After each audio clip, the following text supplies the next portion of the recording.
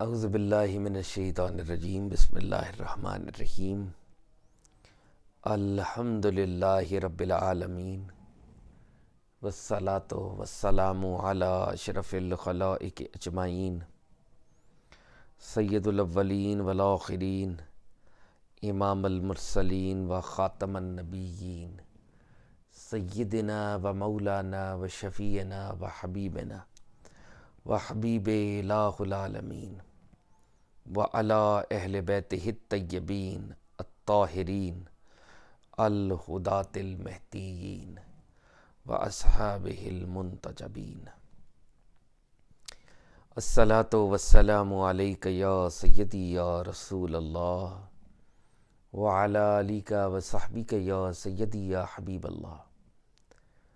الصلاۃ والسلام علیک یا سیدی یا رسول اللہ وعلی آلک وصحبک یا سیدی یا حبیب اللہ۔ السلام علیکم یا سیدۃ النساء العالمین یا فاطمۃ الزہرا۔ السلام علیکم یا علی مولا۔ السلام علیکم یا ابا محمد الحسن۔ السلام علیکم یا ابا عبداللہ الحسین۔ السلام علیکم یا شیخ جنید البغدادی۔ السلام علیکم یا شیخ علی بن عثمان حجویری۔ السلام علیکم یا شیخ عبد القادر جیلانی۔ السلام علیکم یا سید میرا حسین زنجانی یا جدی۔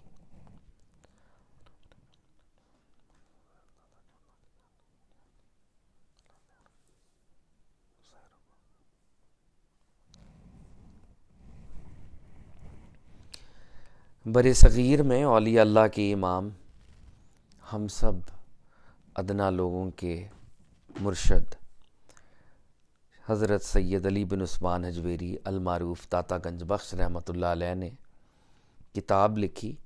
کتاب کا نام ہے کشف المحجوب، یعنی پردے ہٹانے والی کتاب۔ داتا صاحب کشف المحجوب کے آغاز میں فرماتے ہیں، میں نے بارگاہ رب العزت میں استخارہ کیا۔ فرماتے ہیں استخارے کا مطلب ہے اللہ تعالیٰ سے خیر طلب کرنا۔ ہم بارگاہ اللہ رب العزت میں پروفٹ صلی اللہ علیہ وآلہ وسلم کا واسطہ پیش کرتے ہیں، تمام اولیاء اللہ کا واسطہ پیش کرتے ہیں، انبیاء کا واسطہ پیش کرتے ہیں، حضور داتا صاحب کا واسطہ پیش کرتے ہیں، اللہ تعالیٰ کی بارگاہ میں استخارہ کرتے ہیں کہ ہمارا یہاں پر بیٹھنا سننا سنانا خیر کا باعث ہو، آمین یا رب العالمین۔ داتا صاحب فرماتے ہیں سننے والے کا مقام بولنے والے سے بڑھ کر ہے، کیونکہ جو سنتا ہے وہ سٹرگل کرتا ہے اور خالصتاً رب تعالیٰ کی رضا کے لیے کہیں پر حاضر ہوتا ہے، جبکہ جو بولتا ہے وہ بعض اوقات اپنے نفس کی رضا کے لیے بولتا ہے، بعض اوقات رب کی رضا کے لیے بھی بول رہا ہوتا ہے۔ ہم اللہ رب العزت سے دعا کرتے ہیں کہ میرا بولنا خاص طور پر ہم سب کا سننا مالک آپ کی رضا کے لیے ہو جائے، نفس کی رضا کے لیے نہ ہو، آمین یا رب العالمین۔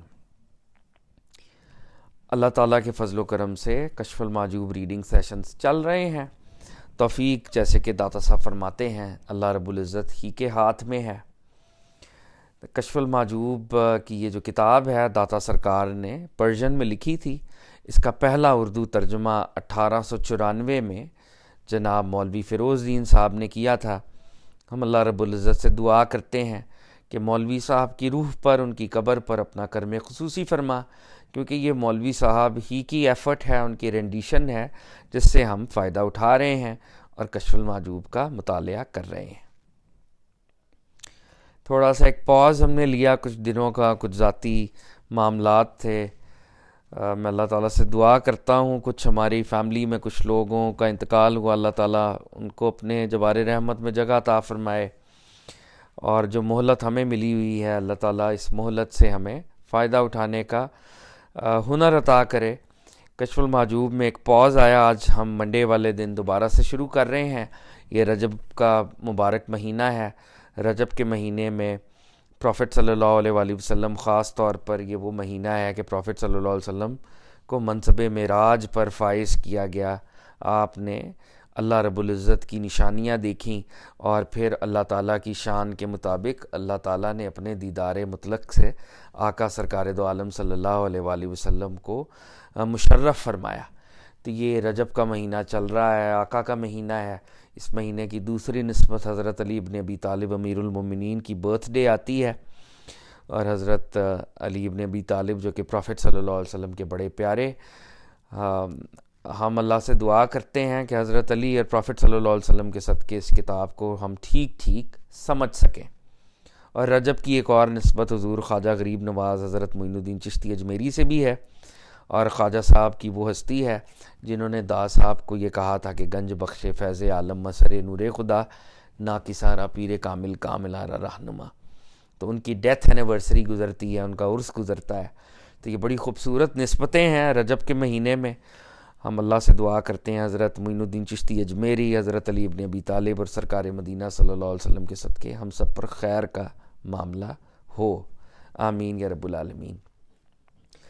جو کوئک ریکیپ اگر ہم کریں کہ جو جہاں سے سلسلہ ٹوٹا تھا، ہم نے لاسٹ ٹائم 3 اولیاء اللہ کو پڑھا تھا. ایک ولی اللہ تھے حضرت ابو عبداللہ محمد بن علی. یہ جو حضرت ابو عبداللہ محمد بن علی رحمۃ اللہ علیہ تھے، یہ بستام میں تشریف رکھتے تھے اور بڑے ہی پیارے ولی تھے. داتا صاحب نے بتایا تھا کہ بڑے مبارک ولی ہیں، صاحب کرامت ولی ہیں، اور انہوں نے یہ فرمایا تھا کہ توحید تو اپنی جگہ قائم ہے، لیکن بندہ جو ہے جب وہ ایگزسٹ کرتا ہے، جب وہ اس دنیا میں آتا ہے تو توحید کو گم کر دیتا ہے، اللہ تعالیٰ کی ونس کو بھلا دیتا ہے. تو بزرگوں نے کہا کہ توحید تو درست ہے، توحید تو قائم ہے، لیکن تم درست نہیں ہو. یعنی تم جو ہو توحید کا اس طرح سے اقرار نہیں کر رہے ہو جیسا کہ اقرار کرنے کا حق ہو. تو دا صاحب نے اس میں کامنٹ کیا تھا اور انہوں نے کہا تھا کہ توحید کا عام درجہ یہ ہے، ادنا درجہ یہ ہے کہ اللہ رب العزت کی جو اونرشپ ہے اس میں انٹرفیئر نہ کیا جائے، اللہ کی ملک میں تصرف نہ کیا جائے، انٹرفیئرنس بند کر دی جائے. اور اس پر ہم آلریڈی مختلف مواقعوں پر گفتگو کر چکے ہیں کہ اس کا یہ مطلب نہیں ہے کہ دعا نہیں کرنی، لیکن بہرحال جو اعلیٰ درجہ ہے جیسے حضرت ابراہیم علیہ السلام کا درجہ ہے، اس میں بندے کے اوپر ایک ایسی سبمیشن اور ایک ایسا سرنڈر طاری ہو جاتا ہے کہ بندہ اس حقیقت میں گم ہو جاتا ہے کہ اللہ رب العزت میرے بارے میں مجھ سے زیادہ میری خبر رکھتے ہیں. تو اللہ تعالیٰ میرے بارے میں مجھ سے زیادہ جب میری خبر رکھتے ہیں تو الفاظ اٹھ جاتے ہیں، بندہ سائلنس میں چلا جاتا ہے، سبمیشن میں چلا جاتا ہے. تو دا صاحب یہی فرما رہے ہیں کہ اونرشپ جب اس کی ہے تو انٹرفیئر کیوں ہم کرتے ہیں. توحید کا ادنا درجہ یہ ہے، توحید کی اکنالجمنٹ کا ادنا درجہ یہ ہے کہ بندہ سائلنس میں چلا جائے، انٹرفیئرنس بند کر دے.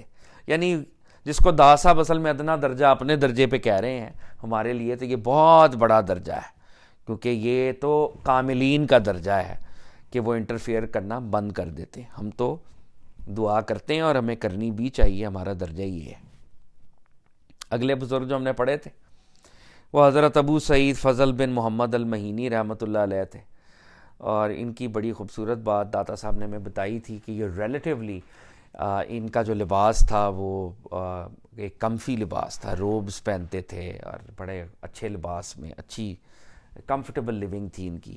تو ایک بزرگ جب ان کی زیارت کے لیے آئے تو انہوں نے گدڑی پہنی ہوئی تھی، پھٹے پرانے کپڑے پہنے ہوئے تھے، تو ان کے دل میں یہ خیال آیا کہ یہ اللہ کا ولی ہو سکتا ہے جو اتنا کمفرٹیبل ہے، اور میں اصل میں جو مجھے تلاش ہے وہ ان کے پاس تو نہیں ہے وہ معاملہ. تو ان کے دل میں ذرا سی وہ ہنٹ آف ایروگنس آئی اور ایک hint of disdain eye towards the Sufi saint. تو حضرت مہینی رحمۃ اللہ علیہ جلال میں آ گئے اور ان کا وہ خیال انہوں نے سن لیا، اور انہوں نے جلال میں آ کر یہ کہا کہ جو بندہ رب تعالیٰ کے ساتھ کنیکٹڈ ہو اس کو پھر یہ یاد نہیں کرنا چاہیے کہ وہ گدڑی پہنتا ہے یا وہ اچھے لباس پہنتا ہے. جو گدڑی ہے وہ اس لیول پہ خدا نہ خواستہ گندا لباس نہیں ہے، اس کو وہ دھوتے ہیں، اس کو صاف کرتے ہیں. یعنی وہ میلی کچیلی ان معنوں میں میلی کچیلی ہے کہ اس پہ مٹی لگی ہوئی ہے. مٹی کو تو پاک سمجھا جاتا ہے نا. جی جی. تو یہ جو اولیاء اللہ جس گدڑی کی بات کرتے ہیں وہ تو اصل میں ایک سمپلسٹی کی طرف ایک لے کے جا رہے ہیں نا.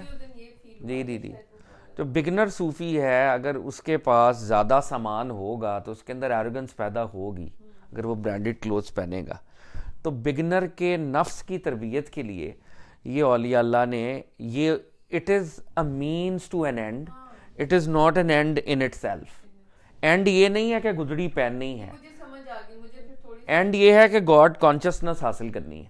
تو یہ بزرگ جو جن کے پاس وہ آئے یہ تو قیمتی لباس ہی پہنے ہوئے تھے نا ویسے بھی, تو انہوں نے اس کو یہی سمجھایا ان بزرگوں کو دوسروں کو کہ بندے کا جب رب سے تعلق کامل ہو جاتا ہے نا تو پھر وہ اس ڈبیٹ میں ہی نہیں پڑتا, یعنی اس کی نظر ہی نہیں پڑتی کہ یہ میرا لباس قیمتی ہے یا یہ ادنا ہے. وہ اس ڈبیٹ سے ہی نکل جاتا ہے, وہ اللہ کے ساتھ کنیکشن میں ہوتا ہے. اس کو یہ اس کے لیے سونا اور پتھر, دا صاحب اس کتاب میں کہتے ہیں اللہ والوں کے لیے سونا اور مٹی برابر ہو جاتی ہے. ان کو سونا بھی اتنا پریشس لگتا ہے جتنی مٹی ہے, ان کے لیے دونوں برابر ہو جاتے ہیں کیونکہ کنیکشن گاڈ کے ساتھ ہے. تو یہ جو اولیاء اللہ گدڑی پہنتے تھے جیسے پروفٹ صلی اللہ علیہ وسلم پیون لگے کپڑے پہنتے تھے, تو وہ ظاہر کی اور باطن کی صفائی اور طہارت تو قائم ہے. نہیں وہ صفائی تو قائم ہے. یہ جو آج کل ہم ملنگ دیکھتے ہیں جو صاف نہیں کرتے, یہ اس کا رول ماڈل نہیں ہے. اولیاء اللہ طاہر لوگ ہیں, مطہر لوگ ہیں, اور وہ پاک لوگ ہیں, اور وہ پاکیزگی کا بڑا اہتمام کرتے ہیں. تو وہ اس میں یہ کتاب اسی کی طرف تو ہمیں لے کے جا رہی ہے کہ وہ جھوٹے ملنگ بھی فارغ ہیں اور وہ جھوٹے شیخ بھی جو خالی اپنے, اب ایسے لوگ بھی تو ہیں نا جو روبز میں ہی ہوتے ہیں. اگر گاڈ کانشسنس کے بغیر روب پہنا ہوا ہے آپ نے بڑا مہنگا تو وہ بھی خطرناک بات ہے.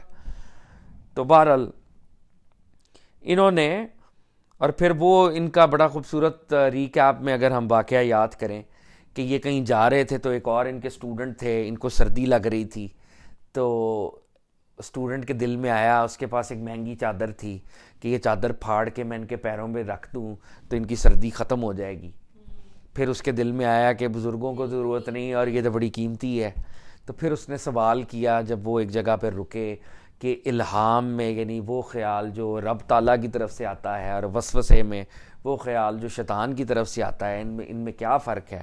تو آپ نے مسکرا کے کہا کہ وہ اللہ کی طرف سے تھا جس نے تمہیں آمادہ کیا کہ تم میرے پیر کے اندر اپنی چادر کو تان دو, اور وہ شیطان کی طرف تھا جس نے تمہیں روکا کہ یہ کام نہ کرنا. تو یہ آپ نے بتایا. اور اس سے دا صاحب آگے ایک جگہ بات کریں گے, یہاں پر بھی یہ بات امپلائی ہو رہی ہے کہ عام طور پہ جو پہلا خیال ہوتا ہے وہ خیر والا ہوتا ہے عام طور پہ, اور جو اس خیال کو نگیٹ کرتا ہے وہ شیطانی خیال ہوتا ہے. یعنی پہلے ہمارے اندر جو ایک قوت ہوتی ہے نا وہ اللہ کی طرف سے آٹو پہ وہ نیکی کی طرف ہمیں لے کے جاتی ہے, پازیٹیو, تو وہ الہامی ہوتی ہے. اور دوسری جو ہے وہ شیطانی ہوتی ہے جو کہ کٹ کرتی ہے کہ نہ یہ نہ کرنا, یہ تم کیسے کرنے لگے ہو, ہاں یہ نہ کرنا, ہاں کوئی کچھ بھی. عام طور پہ مطلب یہ نہیں ہے کہ ہر دفعہ ہی پہلا خیال شیطان بھی بڑا وہ تیز ہے, لیکن عام طور پہ دیکھا گیا ہے اولیاء اللہ ایک پیٹرن بتا رہے ہیں کہ پہلی چیز جو ہے وہ رب تعالیٰ کی طرف سے ہوتی ہے عام طور پہ, اس کو ہم کہہ لیں. پھر داتا صاحب نے اپنے ٹیچر حضرت ختلی رحمۃ اللہ علیہ کے بارے میں کیا خوبصورت تذکرہ تھا, چھوٹا بریف مگر کتنا خوبصورت تھا کہ 60 ایئرس تک ایک آئسولیشن میں رہے, ٹھیک ہے, پہاڑوں میں رہے, اور پیپل آف دا ریچولز کے ساتھ سختی سے پیش آتے تھے. وہ اس اگر ان کے سامنے کوئی گدڑی والا صوفی آتا تھا, اگر باطن میں وہ صوفی تھا تو قبول کرتے تھے, ظاہر سمبل کا ان کو کوئی بھار نہیں تھا, بس سختی کرتے تھے کہ یہ اگر ظاہر ہی ظاہر ہے تو وہ میرے پاس نہیں آؤ. اور دا صاحب کہتے ہیں کہ ان سے زیادہ باہیبت میں نے آدمی نہیں دیکھا تھا, سچ اے اسٹرانگ مین ہر طرح سے. وہ داتا صاحب کہہ رہے ہیں. اور ختلی رحمۃ اللہ علیہ نے کہا دنیا ایک دن ہے اور ہم اس میں روزے دار ہیں. یہ انہوں نے بات کہی تھی کہ I am leading my life as if I am fasting, that's it. اور پھر دا صاحب نے کہا کہ میں ان کے ہاتھ دھلا رہا تھا, میرے دل میں آیا کہ جب ہر چیز اللہ کی تقدیر سے ہی ہونی ہے تو پھر کیوں ہم آزاد لوگ پیروں کے پیچھے جائیں, ٹیچرز کو کیوں ڈھونڈا جائے. تو دل میں یہ خیال تھا, تو انہوں نے یہ دل میں خیال کو انڈرسٹینڈ کیا, اور انہوں نے کہا بیٹے یاد رکھو ہر کام اللہ ہی کی تقدیر سے ہوتا ہے, لیکن اس دنیا میں تقدیر کے ڈسپلے ہونے کے اسباب ہیں. تقدیر مینیفیسٹ ہوتی ہے سبب کے ذریعے. تو اللہ تعالیٰ جب کسی کو یہ چاہتا ہے کہ اس کو بزرگ کر دے, اس کو لیڈر بنا دے, اس کو کنگ بنا دے, تو اللہ اپنے دوستوں میں سے کسی دوست کے ساتھ اس کو کمپنی دے دیتا ہے, کیونکہ اللہ تعالیٰ چاہ رہے ہیں نا کہ اس کو ایلیویٹ کیا جائے. تو اللہ اپنے دوستوں کی کمپنی میں اس کو رکھتے ہیں, اولیاء کی کمپنی میں, اور وہ اولیاء اس کے ٹیچر ہوتے ہیں. تو یہ داتا صاحب کو انہوں نے یہ خوبصورت یعنی یہ بات سمجھائی, نے کہا کہ جب ہم آزاد ہیں تو کیوں ہم ان پیروں کو ڈھونڈ رہے ہیں, فقیروں کو ڈھونڈ رہے ہیں؟ کیا ہر چیز کا ایک سبب ہے, ہر چیز کا ایک سبب ہے, اور ٹیچرز کے ذریعے سے علم اللہ تعالیٰ ڈسپرس کریں گے. تو اللہ تعالیٰ نے جب یہ فیصلہ کیا اور یہ چاہا کہ کسی کو ایلیویٹ کریں, تو اللہ رب العزت نے اپنے اولیاء کی بارگاہ میں بھیج دیا اس اسٹوڈنٹ کو. اور پھر خوبصورت, کیسی خوبصورت بات تھی حضرت ختلی کی رحمۃ اللہ علیہ, کہ دادا صاحب فرماتے ہیں کہ جس دن ان کا انتقال تھا تو میرے ہی لیب میں تھے, اور میرے دل میں بڑا ایک وہ غم کی کیفیت تھی کہ میں I am you know sort of living, a friend is leaving me at this particular point, اور بڑی یہ ملاقات جو ہے پتہ نہیں کب ہوگی اب. تو انہوں نے کہا کہ ایک چیز پلے باندھ لو, اس کو اعتقاد کا مسئلہ بنا لو, پلے باندھ لو کہ ہر چیز کا خالق اور مالک اللہ رب العزت کی ذات ہے, نیک اور بد اس کی طرف سے آ رہا ہے. جب ہم یہ مان لیں گے کہ ہر چیز کا خالق اور مالک وہ ہے اور ہمارے بارے میں اس کا پلان بہتر ہے, تو ہم تمام رنجوں سے اور پین سے چھوٹ جائیں گے. تو دادا صاحب کہتے ہیں انہوں نے کوئی لمبی چوڑی مجھے وصیت نہ کی اور جان دے دی. اس طرح سے دادا صاحب نے لکھا تھا, کوئی لمبی چوڑی وصیت نہ کی اور جان دے دی, واللہ عالم. تو یہ بزرگ ہیں. آج ہم اب شروع کر رہے ہیں, تھوڑا سا ریکیپ ہم نے کر لیا تاکہ ہم سارے ایک پیج پہ آ جائیں. جو اگلے 3-4 بزرگ ہم پڑھیں گے یہ سارے داتا صاحب کے ٹیچر ہیں, ٹھیک ہے. اب آج کل کے دور تصوف میں, جو کہ تصوف کا دور جاہلیت ہے جس میں ہم ہیں, اگر آپ کسی ایک کی بیعت کر لیں تو وہ آپ کو روکے گا کہ کسی اور سے نہیں ملنا, خبردار تمہارا حصہ ادھر ہی ہے بس. جو پرانے اولیاء اللہ تھے, ٹیچرز انکریج کرتے تھے کہ ملٹیپل ٹیچرز کے پاس جاؤ, سیکھو ان سے. تو یہ پرانے ہمبل تھے اور یہ کہتے تھے کہ جاؤ سیکھو.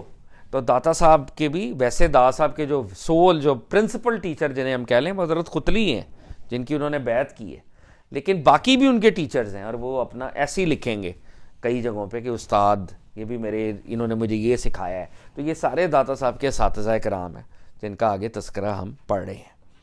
تو آج ہم جو بزرگ پڑھ رہے ہیں یہ بھی مسٹسزم کے بہت بڑے پلر ہیں, بہت بڑی ہستی ہیں, بہت ہی بڑے پلر ہیں. ان کا نام ہے حضرت ابو القاسم عبد الکریم بن حوازن الکشیری رحمۃ اللہ علیہ. یہ بہت بڑے بزرگ ہیں, امام کشیری فار شارٹ ان کو کہتے ہیں. اور امام کشیری جو ہیں یہ صرف تصوف کے امام نہیں ہیں, یہ بہت بڑے محدث بھی ہیں.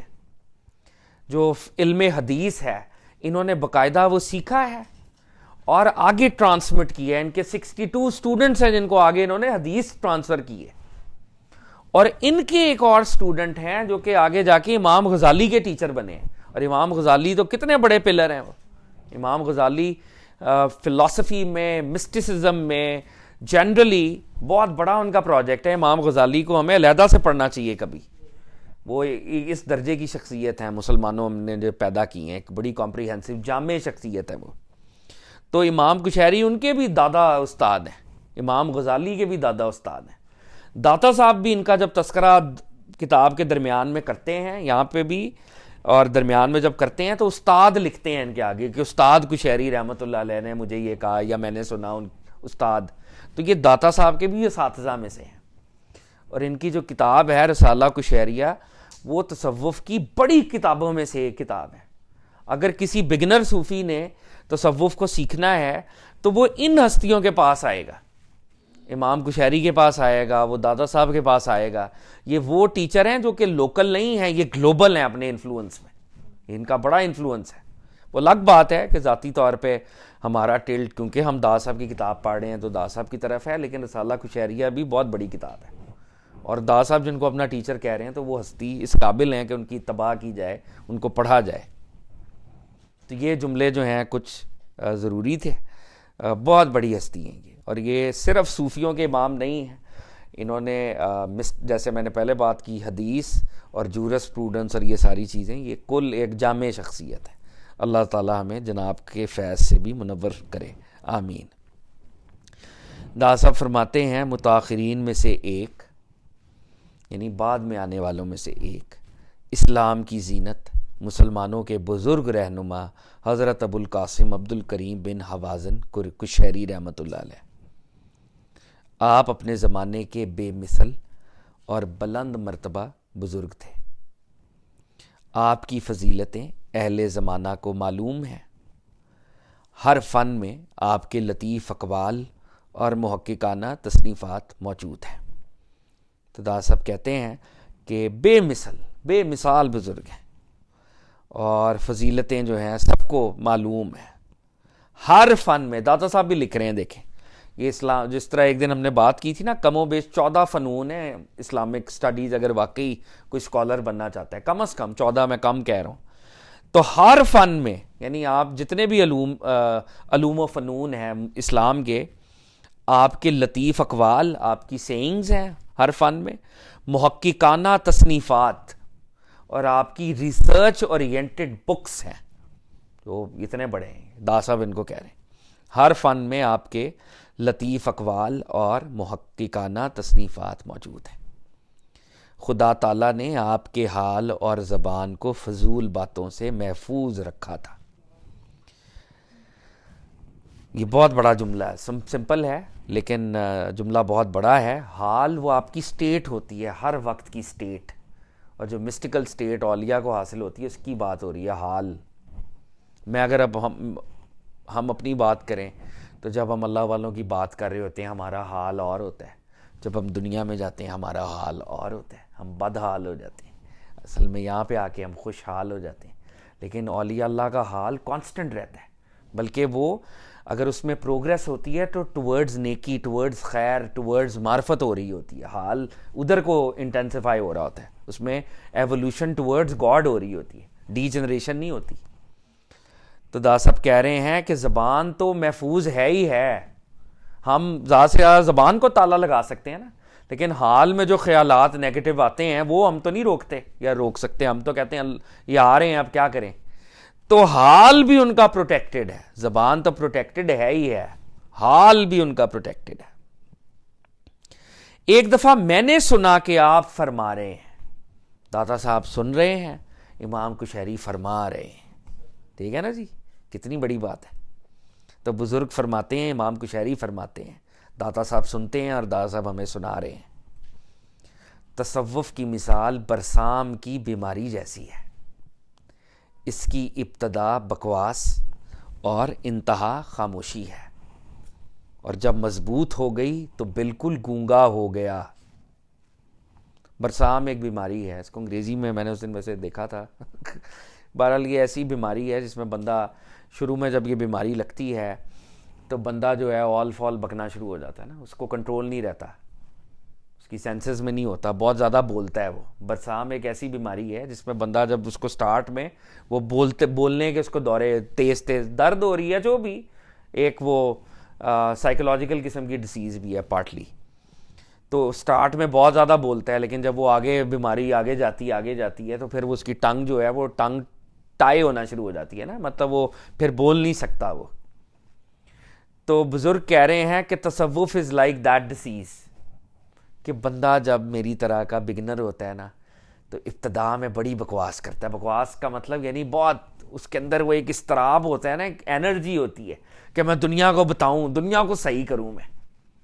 تو وہ بڑا جمپی ہوتا ہے. وہ صحیح کہتے ہیں بزرگوں نے جنہوں نے ہمیں کہا کہ کاظمی بڑا جمپی ہے.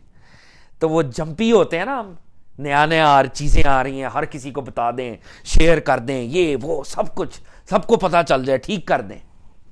تو بزرگ کہہ رہے ہیں تصوف کی مثال برسام کی بیماری جیسی ہے. جیسے اس بیماری میں ہوتا ہے ابتدا میں بندہ بہت بولتا ہے, بکواس از لائک یوزلیس بولنا, بہت بولنا. ابتدا بکواس ہے, انتہا خاموشی ہے. جو جتنا بڑا گرینڈ صوفی ماسٹر ہوتا ہے اتنا ہی چپ ہوتا ہے, وہ اتنا ہی سائلنٹ ہوتا ہے, وہ اتنا ہی حالت خاموشی میں ہوتا ہے وہ.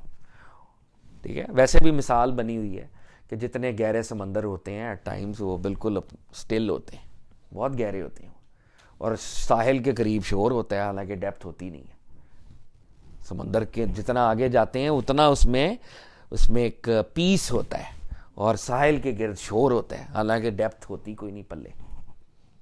تو کہہ رہے ہیں تصوف mysticism is like a disease, کہ سٹارٹ میں بندہ بہت بولتا ہے, بکواس کرتا ہے وہ, اور انتہا میں اس کی کلمینیشن میں خاموشی. جب گاڈ کانشسنس پکی ہو جاتی ہے تب آپ خاموش ہو جاتے ہیں. یعنی جب تصوف مضبوط ہو گیا تو بندہ بالکل جیسے کہ گونگا ہو گیا, جیسے کہ منہ میں زبان ہی نہیں رہی. یہ تو داتا صاحب فرماتے ہیں, اب داتا صاحب ایک جملہ عطا کریں گے ہمارے لیے اس کی فردر ایکسپلینیشن میں. ٹھیک ہے, داتا صاحب کہہ رہے ہیں میں نے سنا ہے, یہ ہم بار بار اس کا مزہ اٹھاتے رہیں اس جملے کا, میں نے سنا کہ فرما رہے ہیں تصوف is like a disease, start میں بکواس, کلمینیشن میں خاموشی. تو داتا صاحب کہتے ہیں پس ہینس صفوت کے دو رخ ہیں. there are two aspects of تصوف, ایک وجد اور دوسری نمود. وجد کہتے ہیں اسپرچول ایکسٹسی کو, ایک ہائر اسٹیشن ہے جب بندہ رب کے ساتھ ملاقات میں ہے, اس کو کہتے ہیں وجد. اور کہہ رہے ہیں دوسری کیا اسٹیٹ ہے, نمود. نمود کہتے ہیں جب آپ کا دل کرتا ہے کسی کو دکھائیں, نمائش. صفوت کے دو رخ ہیں, ایک وجد اور دوسری نمود. نمود مبتدیوں کے لیے ہے, مبتدی بگنرز. جیسے ہی صوفی بنے, نئی نئی بیعت ہوئی, اپنے اپنے حلقے کا رنگ پہن لیا, وہ پٹکا پہن لیا, ٹربن پہن لی, اب جو بھی ریچولز ہیں کہ اب میں اللہ کے پاتھ پہ چلنے لگوں, شو آف. نمود مبتدیوں کے لیے ہے, جو اس نے ابھی سفر کا آغاز ہی کیا ہے, ابتدا وہ دکھانا چاہتا ہے.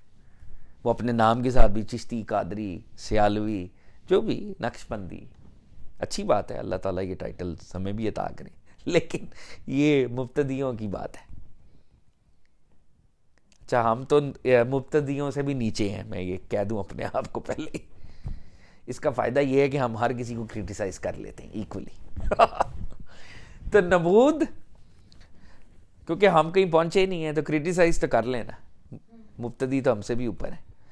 نمود مبتدیوں کے لیے ہے اور وجد منتہی لوگوں کے لیے ہے. منتہی یعنی جو انتہا پر پہنچ چکا ہے, انتہا, کلمنیشن.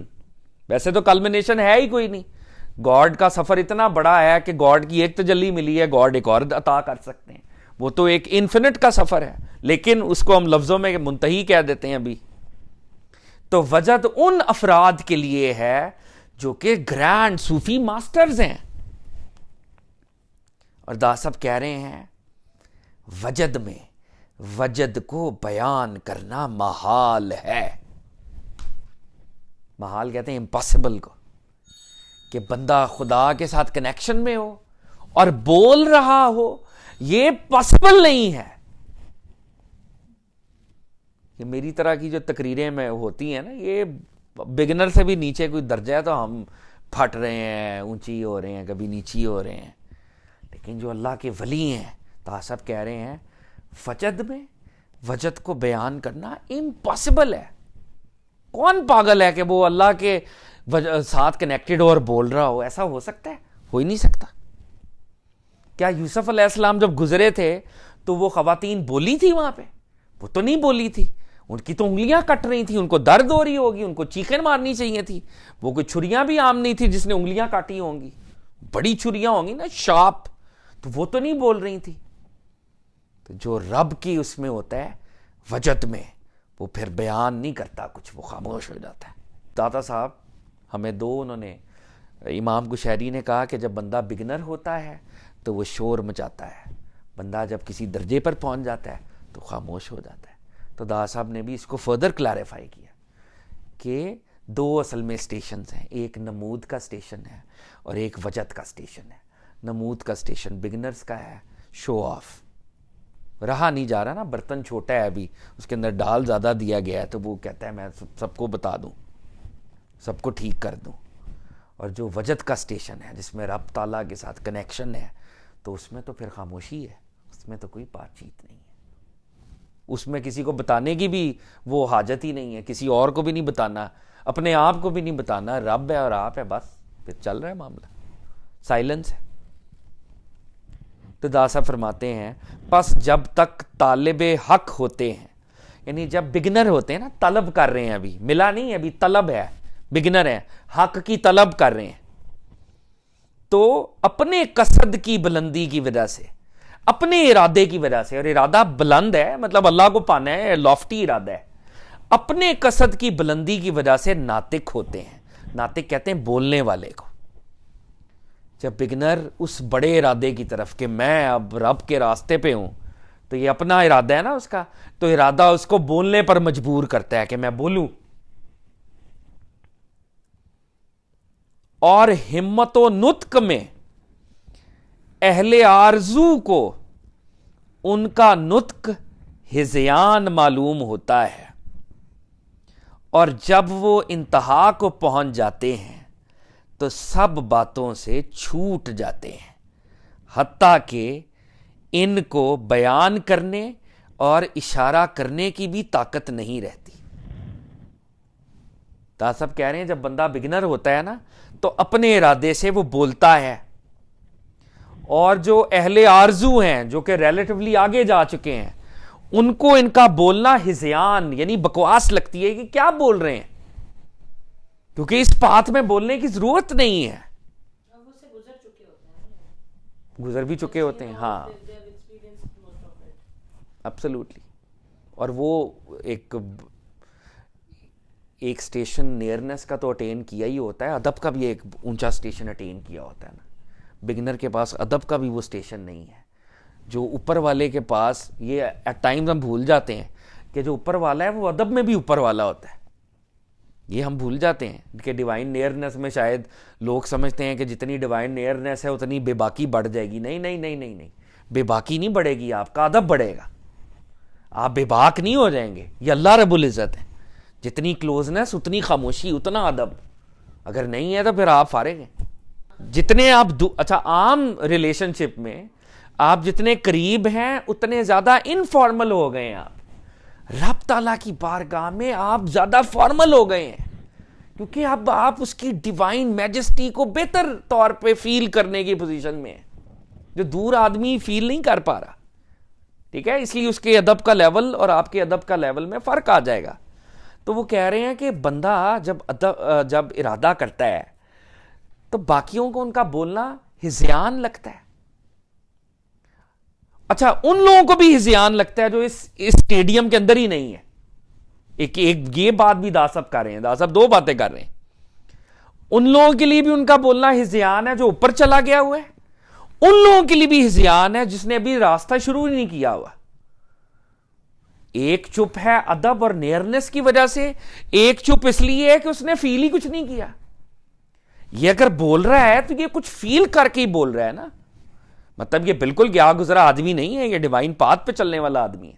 دوسری بات آپ صاحب کر رہے ہیں وہ یہ بھی کر رہے ہیں یہاں پہ کہ کچھ لوگ ایسے ہیں جو خالی خواہش رکھتے ہیں اور ابھی چل نہیں رہے، جو باہر ہیں. دونوں چیزیں ہیں نا، ایک جو آگے چلا گیا وہ بھی، اور ایک جو ابھی چلا ہی نہیں ہے پیچھے ہی ہے وہ بھی. دونوں کہتے ہیں کہ یار شور کیوں کر رہے ہیں اتنا. ٹھیک ہے، جیسے جس نے کبھی کشف المحجوب پڑھی نہ اور ہم اسے کہیں یار پڑھو پڑھو، وہ کہہ گئے پاگل ہو گئے ہیں لوگ، کیوں شور کر رہے ہیں اتنا. انہوں نے پڑھی نہیں. اور ایک وہ لوگ ہیں جو ہم سے اکثر ملتے ہیں جو کہ بہت جنہوں نے پڑھا ہوا کہتے ہیں کیوں شور کر رہے ہیں. تو ہم دونوں ہی ٹھیک ہے بات. تو داتا صاحب کہہ رہے ہیں کہ جب سالک یعنی ٹریولر انتہا کو پہنچ جاتا ہے تو وہ نہ صرف باتوں سے چھوٹ جاتا ہے, وہ اشارہ بھی نہیں کرتا, پھر وہ کمیونیکیشن سے بالکل چھوٹ جاتا ہے. ورڈ کیا, وہ اشارے بھی نہیں کرتا پھر, کیونکہ وہ ریالٹی اتنی بڑی ہوتی ہے کہ کچھ آپ کیا کہیں گے, آپ کی ناٹ سے اینی تھنگ. اچھا آپ دادا صاحب ایک ایگزامپل دینے لگے ہیں. اچھا یہ ایگزامپل ہمارے لیے ویسے انڈرسٹینڈنگ کے لیے تو ایگزامپل ہے یہ, لیکن جب بھی نبیوں کی ایگزامپل ہوگی تو نبی ہمارے مقابلے میں کامل ترین سٹیشن پر ہوں گے, یہ ہمارا ایمان ہے.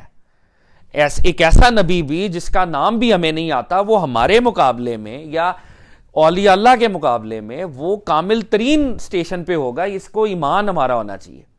تو اگر ہم یہ کہیں کہ حضرت موسیٰ بگنر ہیں, تو وہ beginner in relation to prophet صلی اللہ علیہ وسلم تو ہو سکتے ہیں, لیکن ان ریلیشن ٹو ولی وہ بگنر نہیں ہے. ان ریلیشن ٹو آل اولیاء اللہ, آل اینجلز, وہ بہت اوپر ہیں. یہ میں نے کہا یہ میں ڈسکلیمر دیتا جاؤں, کیونکہ دا صاحب اب ان کو لکھیں گے کہ وہ مبتدی تھے, لیکن ان ریلیشن ٹو پروفٹ صلی اللہ علیہ وسلم وہ مبتدی ہیں. ٹھیک ہے, مبتدی بگنر کو کہتے ہیں. تو دا صاحب کہتے ہیں حضرت موسیٰ علیہ السلام مبتدی تھے, اور بریکٹ میں ان ریلیشن ٹو پروفٹ صلی اللہ علیہ وسلم.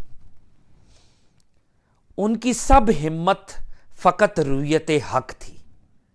ان کی وہ جو تمنا تھی وہ کیا تھی کہ میں رب تعالیٰ کو دیکھوں کی تمنا تھی نا, پوری زندگی اس میں بتائی ہے انہوں نے. اور میں نے مطلب ہم نے کشف المحجوب پڑھتے ہوئے ایک دفعہ یہ کہا تھا کہ جس آواز میں اللہ رب العزت ان سے گفتگو کرتے ہوں گے, وہ جو بھی آواز ہے اللہ کی شان کے مطابق, تو وہ خوبصورت آواز, وہ بلال کی آواز نہیں ہے, وہ داؤد علیہ السلام کی آواز نہیں ہے, وہ پروفٹ کی آواز نہیں ہے, وہ خالق بلال, خالق داؤد, خالق محمد کی آواز ہے. تو اس خوبصورت آواز کے بعد کتنا ہی تڑپ پیدا ہوتی ہوگی کہ میں دیکھوں. ہم تو یہ ایکسپیرینس ہم تو نہیں یہ کر سکتے نا جو موسیٰ علیہ السلام کر رہے تھے. ہم اگر کسی اچھے سنگر کو دیکھیں تو ہم فوری طور پہ سرچ کرتے ہیں کون ہے, کہاں پیدا ہوا, کیا ہے یہ. تو یہ سنگر تو نہیں ہے, اب تو اللہ رب العزت کی اس کی شان کے مطابق جو بھی آواز تھی. جب موسیٰ علیہ السلام وہ کلام کرتے تھے, اللہ ان سے کرتے تھے, وہ اللہ سے کرتے تھے, تو ان کا یہ بڑا انڈرسٹینڈیبل ہے کہ ان کا دل کرے کہ میں دیکھوں. تو دا صاحب کہہ رہے ہیں کہ ان کی ہمت فقط رویت حق تھی. تمنا صرف ایک تھی کہ میں رب کو دیکھوں, رویت, میں دیکھوں. چنانچہ آپ نے اسی قصد کو بیان کرتے ہوئے عرض کیا. تو اب آپ کا ارادہ ہے, کیا ارادہ ہے حضرت موسیٰ علیہ السلام کا, کہ میں اللہ تعالیٰ کو دیکھوں. تو حضرت موسیٰ نے کیا کہا, اے رب مجھے اپنا دیدار عطا فرما تاکہ میں تیری ذات کو دیکھوں. اب حضرت موسیٰ کا پروفیٹک مشن میں ایک جو تمنا موسیٰ لے کے آئے ہیں, وہ کیا تمنا ہے, یا اللہ تجھے دیکھوں, یا اللہ تجھے دیکھوں, یا اللہ تجھے دیکھوں. تو دا صاحب کہہ رہے ہیں آپ کا اپنے ارادے کو یوں بیان کرنا مقصد کے نہ پانے کی وجہ سے بے فائدہ معلوم ہوتا ہے. کہ اگر اب ایک آدمی سنے تو حضرت موسیٰ علیہ السلام کا یہ بار بار کہنا کہ میں تمہیں دیکھوں, میں تمہیں دیکھوں, اس سے کیا بات پتہ چل رہی ہے کہ ان کو آبجیکٹیو مل نہیں پایا. آبجیکٹیو کیا تھا کہ وہ اللہ تعالیٰ کو دیکھتے. لیکن کیونکہ ہمارے رسول صلی اللہ علیہ وآلہ وسلم منتہی اور متمکن تھے. اب پروفٹ صلی اللہ علیہ وسلم کیا ہیں, وہ حالت انتہا میں ہیں, ان کے مقابلے میں موسیٰ حالت ابتدا میں ہے. اور آقا متمکن ہے, آقا اپنے جو تھرون, جو ان کی سٹیٹ ہے وہاں پر قائم ہے, موجود ہیں, ایگزسٹ کر رہے ہیں. اس لیے جب آپ کی ذات ہمت کے مقام پر پہنچی تو آپ کی ہمت فانی ہو گئی, اور آپ نے فرمایا الہ العالمین میں تیری ثنا کر ہی نہیں سکتا. اب دو سٹیشنز ہیں, ٹھیک ہے. حضرت موسیٰ علیہ السلام جو کہ کلیم اللہ ہیں, جو اللہ رب العزت کی بہت بڑی نشانی ہے, اولو العزم نبی ہیں, اولو العزم, گرینڈ, جس طرح ہم گرینڈ صوفی ماسٹر کہتے ہیں نبیوں میں, گرینڈ پروفٹ حضرت موسیٰ علیہ السلام. انہوں نے اپنی ہمت اور ارادے کو جب رب تعالیٰ کی بارگاہ میں رکھا, اور بار بار رکھا, کہ یا اللہ میں تجھے دیکھنا چاہتا ہوں، میں تجھے دیکھنا چاہتا ہوں، میں تجھے دیکھنا چاہتا ہوں، لیکن وہ معاملہ فروٹفل ثابت نہ ہوا۔ نبی سرکار دو عالم صلی اللہ علیہ وآلہ وسلم، انہوں نے اگر کوئی ان کے اندر تقاضا تھا بھی تو وہ تقاضا لبوں پہ نہیں تھا، کیونکہ آپ متمکن تھے، آپ حالت اطمینان میں تھے اللہ کی طرف سے، اور اللہ رب العزت نے آپ کو اپنے فضل اور اپنے کرم سے معراج عطا کی، اور اپنے فضل اور کرم سے اپنا دیدار عطا کیا۔ اور جب دیدار رب ہو رہا تھا تو اللہ کے نبی نے کیا کہا کہ یا اللہ میرے پاس وہ زبان ہی نہیں ہے کہ میں تیری تعریف کر سکوں، تو وہ حالت خاموشی میں چلے گئے تھے سرکار دو عالم صلی اللہ علیہ وسلم۔ دا صاحب آگے بھی ایک جگہ یہ بیان کریں گے۔ تو پروفٹ صلی اللہ علیہ وسلم سائلنس میں چلے گئے تھے، خاموشی میں، بالکل سامنے رب تعالیٰ اور آقا خاموش ہیں۔ کلیم اللہ خاموشی میں نہیں گئے تھے، وہ بول رہے تھے بار بار I want you, اور وہ بولنا ان کا حق تھا، اس میں کوئی وہ نہیں ہے کہ وہ حق نہیں تھا، وہ بالکل حق تھا۔ لیکن پروفٹ صلی اللہ علیہ وسلم اللہ کے فضل اور اللہ ہی کے کرم سے جس سٹیشن پہ اللہ نے جو سٹیشن عطا کیا، وہ سٹیشن اتنی نیئرنس کا تھا، اور وہی سٹیشن آف سائلنس ہے اصل میں، اور وہی سٹیشن اصل میں حقیقی ادب کا ہے سٹیشن۔ تو خیر دا صاحب آگے ایک کتاب میں لکھتے ہیں، مجھے ویسے میں یہاں پہ اگر وقت کے لیے بیان کر دیتا ہوں، دا صاحب نے لکھا ہے کہ جب نبی پاک اللہ کی بارگاہ میں حاضر تھے اور نبی صلی اللہ علیہ وسلم نے اللہ رب العزت کے ان جلووں کی وہ تاثیر محسوس کی، اور ان جلووں کی اللہ کی شان کے مطابق، ان جلووں کی چادر میں نبی پاک تھے اللہ کی شان کے مطابق، تو نبی صلی اللہ علیہ وسلم نے کہا کہ الہ العالمین میں تیری حمد بیان نہیں کر سکتا، تو وہ ہے جو کہ تو ہے، تو وہ ہے جو کہ تو ہے۔ تو اللہ رب العزت کی طرف سے جواب آیا کہ او پروفٹ، میرے محبوب، تم نے میری حقیقت کو پا کر، تم نے میری حقیقت کو پا کر حالت خاموشی اختیار کی کہ تم خاموش ہو گئے، اور تم میری ثنا اس لیے نہیں کر رہے کیونکہ تم یہ سمجھ گئے ہو کہ کوئی ورڈ ایسا نہیں ہے جو میری حمد کر سکے۔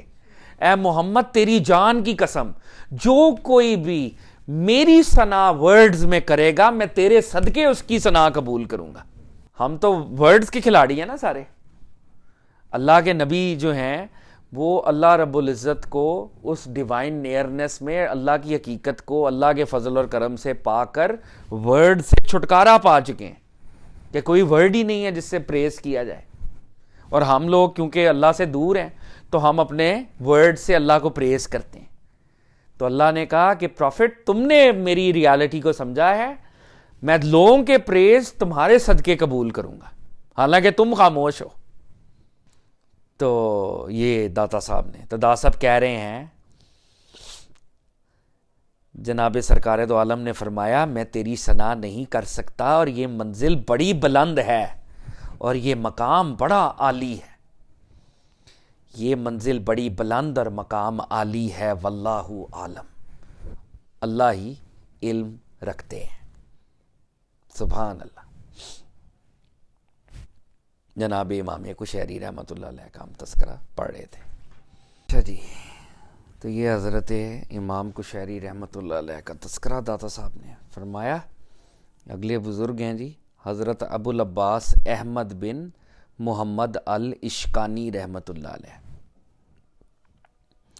داتا صاحب فرماتے ہیں متاخرین میں سے ایک، اپنے وقت میں طریقت کے منفرد امام حضرت ابو العباس احمد بن محمد اشکانی رحمۃ اللہ علیہ، کہہ رہے ہیں بعد میں آنے والے اولیاء اللہ میں سے ہیں، اور طریقت کے منفرد امام یعنی کہ یونیک ٹیچر ہیں، یونیک۔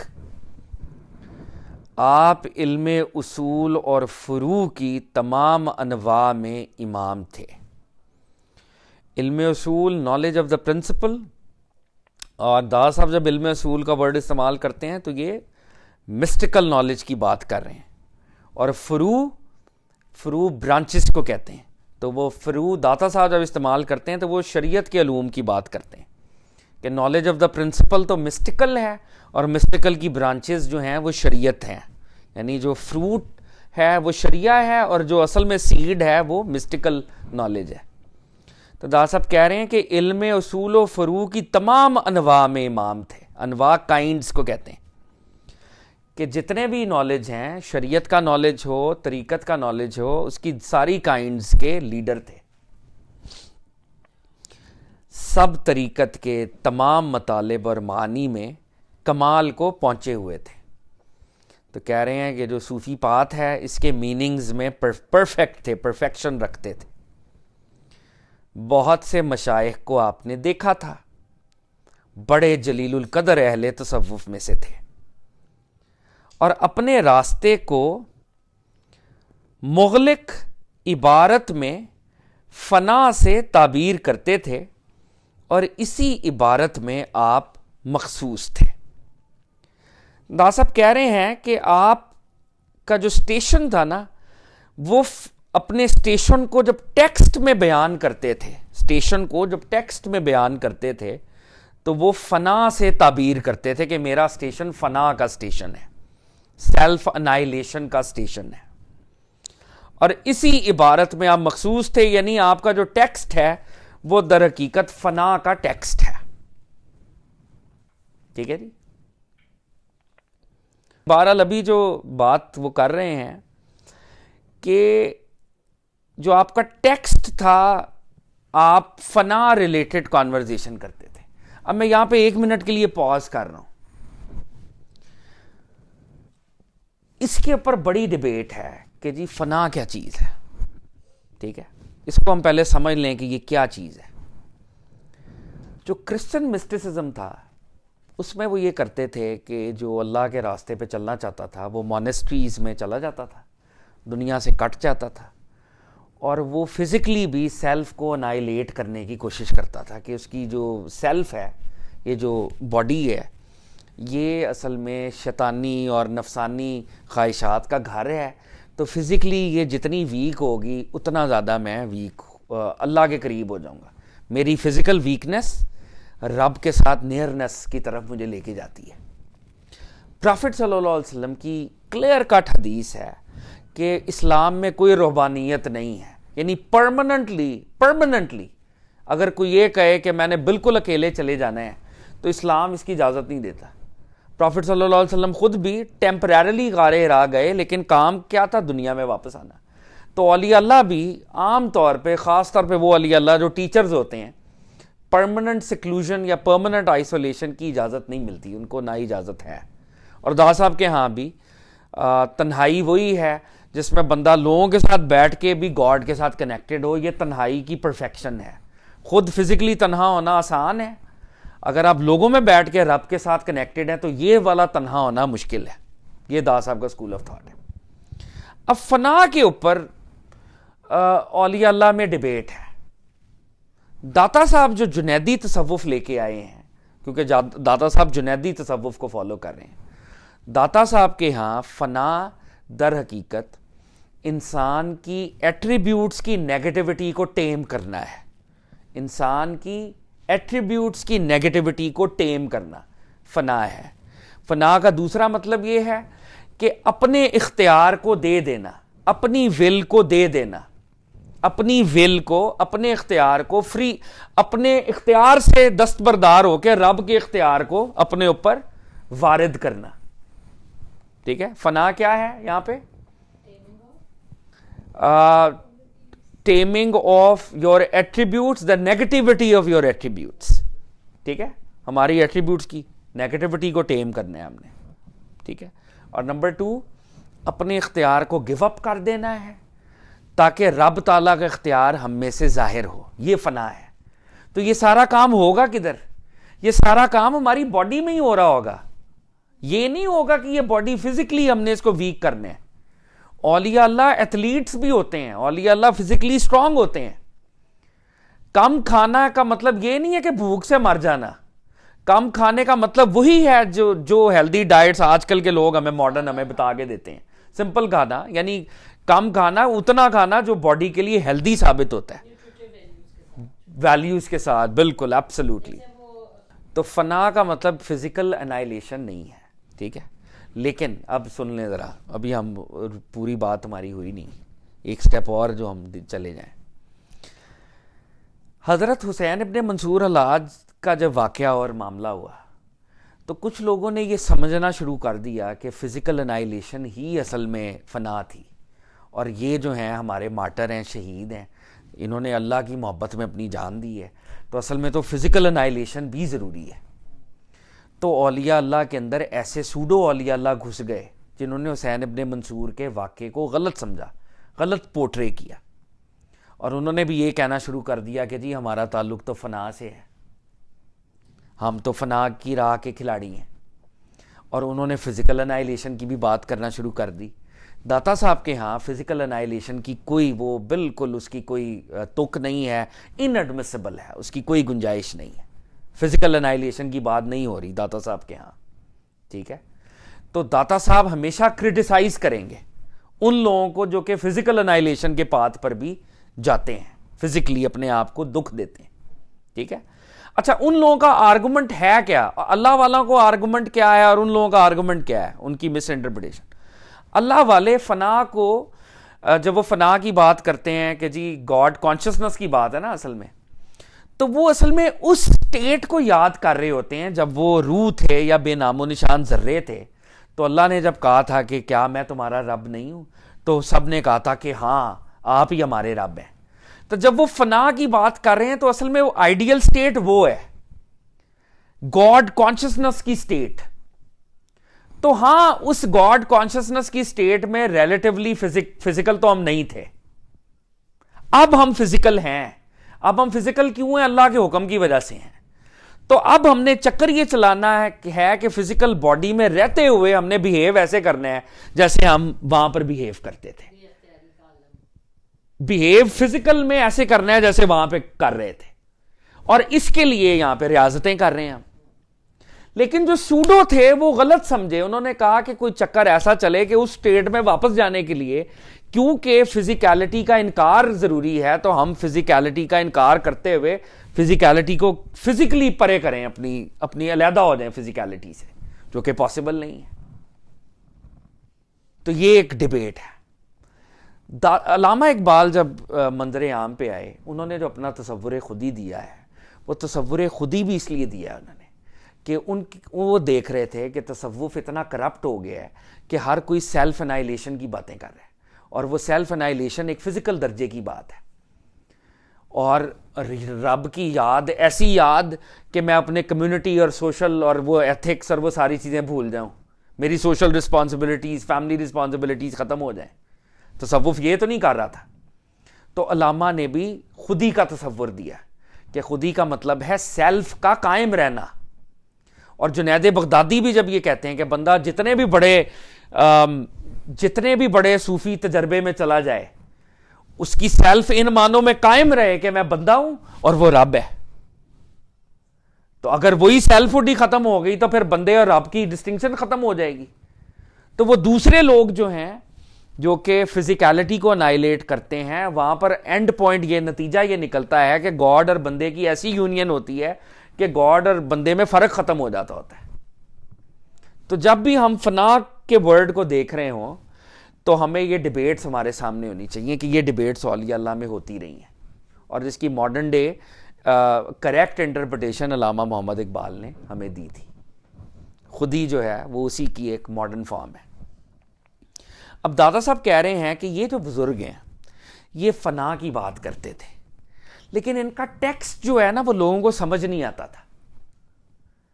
اب لوگ ان کے ٹیکسٹ سے غلط میننگ ڈرا کرتے تھے. جو ابھی میں ساری ڈیبیٹ آپ کے سامنے کی ہے, وہ اسپرچول فنا کی بات کر رہے ہیں اور لوگ اس سے فزیکل انائلیشن کے مطالب ڈرا کر رہے ہوتے تھے. یہ گیم ہو رہی ہوتی تھی. تو یہاں سے ہم دوبارہ سے بات دادا صاحب کی ہی شروع کرتے ہیں. دادا صاحب کہتے ہیں آپ عبارت میں اپنے اسٹیشن کو فنا سے تعبیر کرتے تھے, اور اسی عبارت میں آپ مخصوص تھے کہ میرا اسٹیشن فنا کا اسٹیشن ہے. میں نے جاہلوں کے گروہ کو دیکھا کہ وہ آپ کے اس بیان کی تقلید کرتے تھے اور آپ کے مشکل اور مبہم کلمات کو اختیار کر رکھا تھا کہ بزرگ کہتے تھے میرا سٹیشن کون سا ہے؟ فنا. اور جاہل لوگ ان کے ورڈز کو فیس ویلیو پر ایز اٹ از لیتے تھے اور اس کو اپنے اوپر انہوں نے اپلائی کیا ہوا تھا. فنا کے غلط میننگز کو اپنے اوپر اپلائی کیا ہوا تھا. دادا صاحب فرماتے ہیں تقلید تو معنی میں بھی اچھی نہیں ہوتی. تقلید کہتے ہیں کسی کو بلائنڈلی فالو کرنا. تقلید تو معنی میں بھی اچھی نہیں ہوتی. بھلا عبارت کی تقلید کیسے درست ہو سکتی ہے؟ دادا صاحب کہہ رہے ہیں کہ وہ فنا کی بات کرتے تھے, انہوں نے فنا کے میننگز کو انڈرسٹینڈ نہیں کیا کریکٹلی, جو ٹیکسٹ میں ورڈ کے لیول پہ سمجھ آئی وہ اپلائی کر دیا اور فنا کے غلط میننگز کو اپلائی کر دیا. تو دادا صاحب کہہ رہے ہیں تقلید بلائنڈ فالوئنگ تو میننگز میں بھی اچھی نہیں ہے, ورڈز میں تو بہت ہی بری ہے. کہنے کا مقصد یہ ہے کہ مسٹیکل ایکسپیرینس سبجیکٹو ہوتا ہے ہر کسی کا, ایک دوسرے کے لیے وہ اس طرح سے فالو کرنے کی چیز نہیں ہے. دادا صاحب فرماتے ہیں مجھے آپ سے بہت انس تھا, آپ کو مجھ پر سچی شفقت تھی اور بعض علوم میں آپ میرے استاد بھی تھے. تو دادا صاحب کہہ رہے ہیں I was in love with ہم, اور وہ بھی میرے پہ بڑی شفقت کرتے تھے اور بہت سے علوم میں میرے وہ ٹیچر بھی تھے. میں نے اپنی زندگی میں کبھی کسی گروہ میں سے کسی ایسے شخص کو نہیں دیکھا کہ اس کے نزدیک آپ سے زیادہ شریعت کی تعظیم ہو. کہہ رہے ہیں میں نے کسی ایسے شخص کو نہیں دیکھا جو شریعت کی آپ سے زیادہ تعظیم کرتا ہو. پیچھے وہ آرگومنٹ دے رہے ہیں نا, لوگوں نے فنا کے مطالب کو غلط سمجھا اور فالو کیا, حالانکہ وہ فنا کے کن مطالب پہ چلتے تھے؟ جو شریعت اورینٹڈ مطالب تھے. دادا صاحب کہتے ہیں آپ نے کل مخلوقات سے قطع تعلق کیا ہوا تھا, آپ نے کریٹڈ چیزوں سے ٹائز کو سیور کیا ہوا تھا. ٹائز کو کیسے سیور کیا ہوا تھا دادا صاحب ہمیں بتا چکے ہیں, دل کے لیول پہ. ہوتے بندوں میں ہی اولیاء اللہ, لیکن اللہ کے ساتھ کنیکٹڈ ہوتے ہیں. علم اصول میں یعنی مسٹسزم میں آپ کی عبارات کی دقت کی وجہ سے محقق امام کے سوا کسی اور کو آپ سے فائدہ نہیں ہوتا تھا. دادا صاحب کہہ رہے ہیں مسٹسزم میں محقق امام یعنی پرفیکٹ امام کے علاوہ کسی کو آپ سے کوئی فائدہ نہیں, کیونکہ آپ کا جو ٹیکسٹ تھا وہ بڑا کمپلیکیٹڈ تھا. Your text use to be very complicated. علم اصول میں آپ کی عبارات کی دقت کی وجہ سے محقق امام کے سوا کسی کو آپ سے فائدہ نہیں ہوتا تھا, اور آپ کی طبیعت ہمیشہ دنیا اور آخرت سے متنفر رہتی تھی. اور دادا صاحب کہہ رہے ہیں کہ آپ کی جو طبیعت تھی وہ صرف رب تعالیٰ میں کنیکٹڈ تھی اور دنیا آخرت کے پلیجر سے ہمیشہ دور رہتے تھے. آپ ہر وقت جوش میں یہی فرمایا کرتے تھے میں وہ عدم چاہتا ہوں جس کے لیے کبھی وجود نہ ہو. عدم کہتے ہیں نتھنگنیس کو. اچھا پیچھے دیکھیں دادا صاحب بتا رہے ہیں فنا کے بارے میں. یہ بزرگ کہتے ہیں میرا سٹیشن فنا ہے. ان کے ٹیکسٹ دادا صاحب کہہ رہے ہیں وہ اتنے کمپلیکیٹڈ ہیں کہ عام آدمی کو اس کا کوئی فائدہ نہیں ہوگا. دادا صاحب کہہ رہے ہیں عام آدمی کو کوئی فائدہ نہیں ہوگا کیونکہ وہ بات کچھ اور کہتے تھے, لوگوں کو سمجھ کچھ اور آتی تھی. اچھا دادا صاحب کہتے ہیں وہ جب جوش میں ہوتے تھے تو کہتے تھے کہ ایسا عدم چاہتا ہوں جس کے لیے کوئی وجود نہ ہو, ایسی نتھنگنیس چاہتا ہوں جس کی ایگزسٹنس نہ ہو. تو یہ کون سی نتھنگنیس ہے؟ جوش میں کہتے تھے نا اللہ نے تو ہمیں پیدا کر دیا ہوا ہے, اب یہ ریورس نہیں ہونا, اب ہم نے پوری جرنی اپنی جو اس دنیا میں آیا ہے وہ پوری جرنی کرے گا. فزیکل جرنی ہوگی, پھر عالم برزخ کی جرنی ہوگی, پھر روز قیامت کی جرنی ہوگی, پھر جنت کی جرنی ہوگی. جرنی بہت لمبی ہے. لیکن جو ہماری پہلی سٹیٹ تھی جس میں ہم فزیکل نہیں تھے, جس میں اللہ نے کہا کیا میں تمہارا رب نہیں ہوں, وہ ایک نتھنگنیس کی سٹیٹ تھی نا, تو اس میں نیئرنیس بہت زیادہ تھی. تو اللہ والوں کو وہ ایک آئیڈیل سٹیٹ ان معنوں میں ہوتی ہے کہ اس میں گاڈ کانشسنس پرفیکٹ تھی ہماری. تو کہتے ہیں میں ایسا عدم چاہتا ہوں جس کے لیے کبھی وجود نہ ہو, جس کے لیے فزیکل ایگزسٹنس نہ ہو. I want that nothingness. جوش میں کہتے تھے. اب ان کے یہ جملے کو کسی عام آدمی کو بتا دیں تو اس کو لگے گا کہ یہ فزیکلٹی کے خلاف ہے، کہ وجود ختم ہو جائے تو میں واپس چلا جاؤں. وجود تو ختم نہیں ہونا، وہ تو ایک ویسے کرائے آف ہیلپ لیسنس ہے نا کہ کاش میں ادھر ہی ہوتا، میں ادھر نہ آتا، یعنی مجھے وہی والی اسٹیٹ آف نیئرنس اور گاڈ کانشیسنس ملی ہوتی. تو کہتے تھے، دا صاحب کہہ رہے ہیں، جوش میں آ کے کہتے تھے ایسا عدم چاہتا ہوں جس کے لیے کبھی وجود نہ ہو. اور وہ کیا ہے؟ وہ تو گاڈ کا کنیکشن ہے. اور فارسی میں فرمایا کرتے تھے آدمی کو جیسا ہونا چاہیے ہو نہیں سکتا. بندے کو جیسا ہونا چاہیے مطلب بندے کو جیسی گاڈ کانشیسنس اصل میں ہونی چاہیے نا وہ ویسی رکھتا نہیں ہے. آدمی کو جیسا ہونا چاہیے ہو نہیں سکتا، اور مجھے بھی جیسا ہونا چاہیے میں ویسا نہیں ہوں. یعنی مجھے بھی جتنی گاڈ کانشیسنس اور گاڈ نیئرنس چاہیے وہ میں بھی وہاں تک نہیں پہنچا ہوا، کیونکہ میں جانتا ہوں کہ وہ نہیں ہوگا. اور وہ بات جو میرے لیے ہونی چاہیے وہ یہ ہے کہ خدا تعالیٰ مجھے اسی عدم میں لے جائے جس کے لیے کبھی وجود نہ ہو. تو بزرگ کہہ رہے ہیں کہ جیسی مجھے نیئرنس ہونی چاہیے نا اللہ کی، ویسی نیئرنس نہیں ہے، اور ویسی نیئرنس مجھے ملے گی بھی نہیں. کیوں؟ کیونکہ اللہ نے مجھے ایز اے ہیومن پیدا کر دی ہے. بائی ڈیفالٹ ہی میں اللہ سے دور ہو چکا ہوں. اور پھر کہتے ہیں میرا دل کرتا ہے کہ خدا تعالیٰ مجھے اس عدم میں لے جائے، ریورس گیئر لگ جائے جس کے لیے کبھی وجود نہ ہو. یعنی میں وہ ذرہ بن جاؤں جس کو اللہ کہتا ہے میں تمہارا رب ہوں، تو وہ ذرہ کہتا ہے تو ہی میرا رب ہے. اتنا وہ کانشیس ہے. پھر بزرگ کہتے ہیں اس لیے کہ یہ جو کچھ مقامات اور کرامات ہیں، یہ جتنے بھی سٹیشنز ہیں، ہیومن سٹیشنز، چاہے مسٹیکلی کیوں نہ ہو، یہ سب حجاب اور بلا کا محل ہے. یہ اصل میں ٹیسٹ ہے اور یہ ویلز ہیں. اصل میں تو اللہ نے ہمیں امتحان لینے کی، اللہ نے خود ویل میں ڈالا ہے نا ہمیں. اللہ نے خود ہمیں پیدا کیا ہے، اللہ نے ہمیں ڈسٹنٹ پیدا کیا ہے. اس اللہ نے کائنات کو غیریت کے پرنسپل پہ پیدا کیا ہے. وہ اللہ ہے اور ہم اس کے غیر ہیں، ہم اس سے دور ہیں. غیر کا مطلب دور بھی ہوتا ہے. تو اللہ نے خود ہمیں دور پیدا کیا ہے. جب ہمیں پیدا کیا تو ہم اللہ سے دور ہیں by default. We are not close to ہم، وی آر فار فرام ہم. تو بزرگ کہہ رہے ہیں کہ یہ جتنے بھی اسپرچول سٹیشنز ہیں، مسٹیکل سٹیشنز ہیں، اصل میں تو یہ بھی ویلز ہیں اور یہ بھی ٹیسٹس ہیں. وہ ذرا جس کو اللہ نے کہا تھا میں تمہارا رب نہیں ہوں، اس کے لیے تو یہ میٹر ہی نہیں کرتا تھا کہ اس کو کوئی سٹیشن ملا ہے یا نہیں ملا.